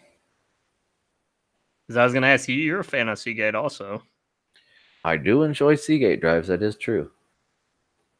What do you think about this long wall of text that I posted here for the HCST link? I don't know why the link was so long. Just because. HCST. Yeah, it's manufacturer refurbished. Which, as we've discussed on the show before, they actually look through something that's refurbished in more scrutiny. Yeah, someone actually touched it instead of just sticking it in a box and sending it on. Yeah, and saying it's okay. Yeah, I mean, granted, like they said, it's probably some fucking child touched it, and it doesn't even mean it's worth the fuck because they could say, "Yeah, sure," and then they send it to you and it's broke. Right. Like I said, one of the things is you got to read this, and when they show you, yes, they blur out the serial number, but they show you all the information here that you need to know. You see what it's rated for. You see, it's 7,200 RPM, which is better. HGST, I think they're highly rated with drives. I can't remember who they make. I think is HGTC. One of them makes drives for the other. I can't remember if they make drives for Seagate or vice versa, because it's all the same shit. They just have different names. Yeah, but I mean, I would buy it if 219. I mean, I wouldn't. I wouldn't cry. Be like, okay, I'll buy it, sure. But I already had, I'd probably go $5 cheaper for the red, because that's more. I mean, if it's more reputable at a lower price, why not? Right. See, now you could get a 12 terabyte for $299. That's pretty good, though. Huh? That's pretty good too. Or a 12 terabyte gold for $12.85, but that's up for bids, so that'll go up higher. But the cool thing about that is if you're like me and planning on just filling the motherfucker with them, then after how many do you end up with a whole 10 terabyte extra? Was that 5, right? Right. You want to get your plan is to get them all at the same time in a bulk or whatever you're saying. No, right? No. My goal is I can't wait for that shit, man. Oh yeah, no, I want to get. I don't see. Okay, I can put about 15 actual drives in my case. I will have to get a SAS card or a RAID card or whatever to use that maybe because my motherboard only supports 6, but I can hold 16 in the case, and I don't want to fill it with 16 fucking 8 terabytes. Because math, that's not a high number. You might as well round it up, right? Yeah, if I can get 2 12s, that's 24 terabytes. That's more than right now. I have 15 terabytes ish. Probably going to be more soon. So to be able to back up what I have and have some room to grow for a little bit, I mean, $300 for 12. That's pretty decent right now. Yeah, I mean, I'd like to get that, but my budget would probably be under 240. Well, I'm looking at shit I can buy with Christmas money because I'm probably not gonna get that next Threadripper, chip unless it's like stupid cheap, which I doubt it'll be. I don't know though. They got the third version coming out soon, right? Yeah. So yeah, that's what that guy was talking about. That might come on the show. He's putting a computer together, and he's gonna go with the third generation Threadripper. That's like a 32 core, or it's not a 32. It's a 16 thread 16 core 32 thread. That's basically the size that you wanted originally, right? No, I want that 32 core. Well, you want that, but that you were originally planning on going for the 16 core. If I could have paid a couple bucks extra, the first gen, yes, I could have bought it because it was only this chip here was 300. If I had paid $5, I could have got the first gen 16 core, and if I had paid $8, I could have got the second gen, which is better all around, but it's also more expensive. Yeah. But anyway, I have one last story, sir. Can I get it out? Okay. Yeah, screen share. Oh, hold on. Screen share. Basically, let me poop this out already. AMD Ryzen users are safe from spoiler. This is just a problem for Intel. AMD has confirmed that it does not suffer from the recent vulnerability found in processor. Spoiler. It has started to look like spoiler will be a unique difference between Intel and AMD for some time. For those who came in late, Boffins at Rochester Polytechnic Institute in the USA and the University of Lübeck in Germany recently discovered another speculative execution vulnerability impacting Intel processors. At the time, researchers tested AMD and ARM-based processors, but found they were not susceptible. Of course, Intel fanboys didn't believe this, and now AMD has published results of its research. So, oh darn.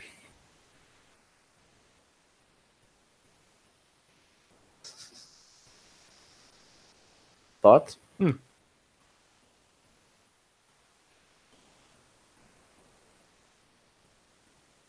It's just crazy, man. All these, we have to worry about that shit, on the hardware level.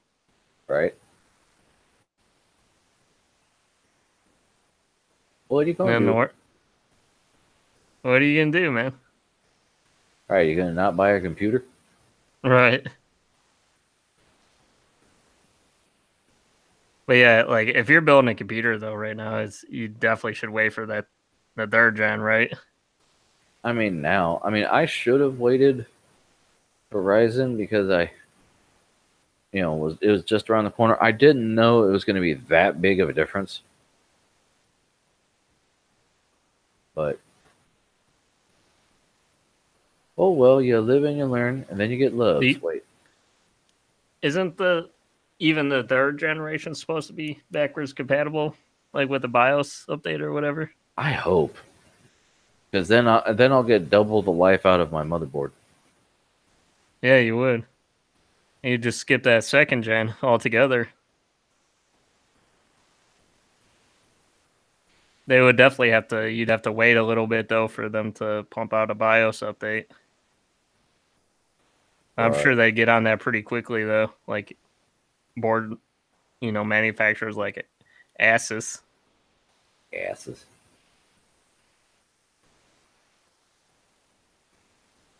But was that your last news article, sir? Yeah. Yeah. Yeah. You gonna go let your dog out? after the show, I gotta go. So hurry up and let's go. You gonna play some Fallout tonight? After the show. So hurry up and let's go. All right, buddy. Well, thanks for coming on, Frank. Thanks anybody who's listening or watching or both. Or not. We do this if no one's watching. Yeah. Honestly, I think we do. I mean, it's just something fun to do, man. I mean, we've been, how many episodes now are we doing? Oh yeah, 131. Wow. Yeah. Yep. All right. Well, thank you for joining us. Goodbye, everybody. We'll take your suggestions for anything to talk about, and probably not listen to a damn bit of it. Yeah. Bye-bye. Bye-bye. You don't take my suggestions, so. Nah. Play us off. Even though you do, even though you'll do it just because you want to do it.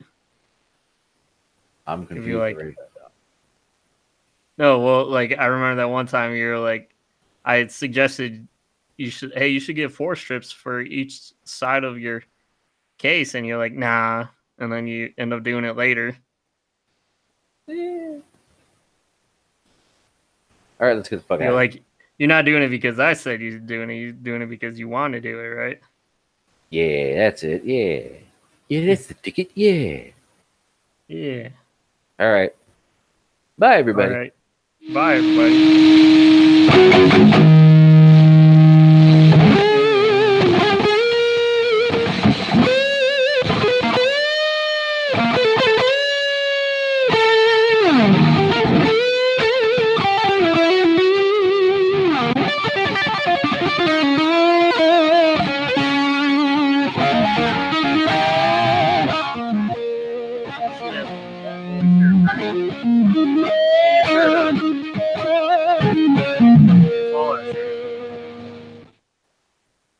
Is that what you got? Yeah, there you go. Boobs. Boobs. And ass. That ass. Ass. All right, I gotta go. Dog's probably.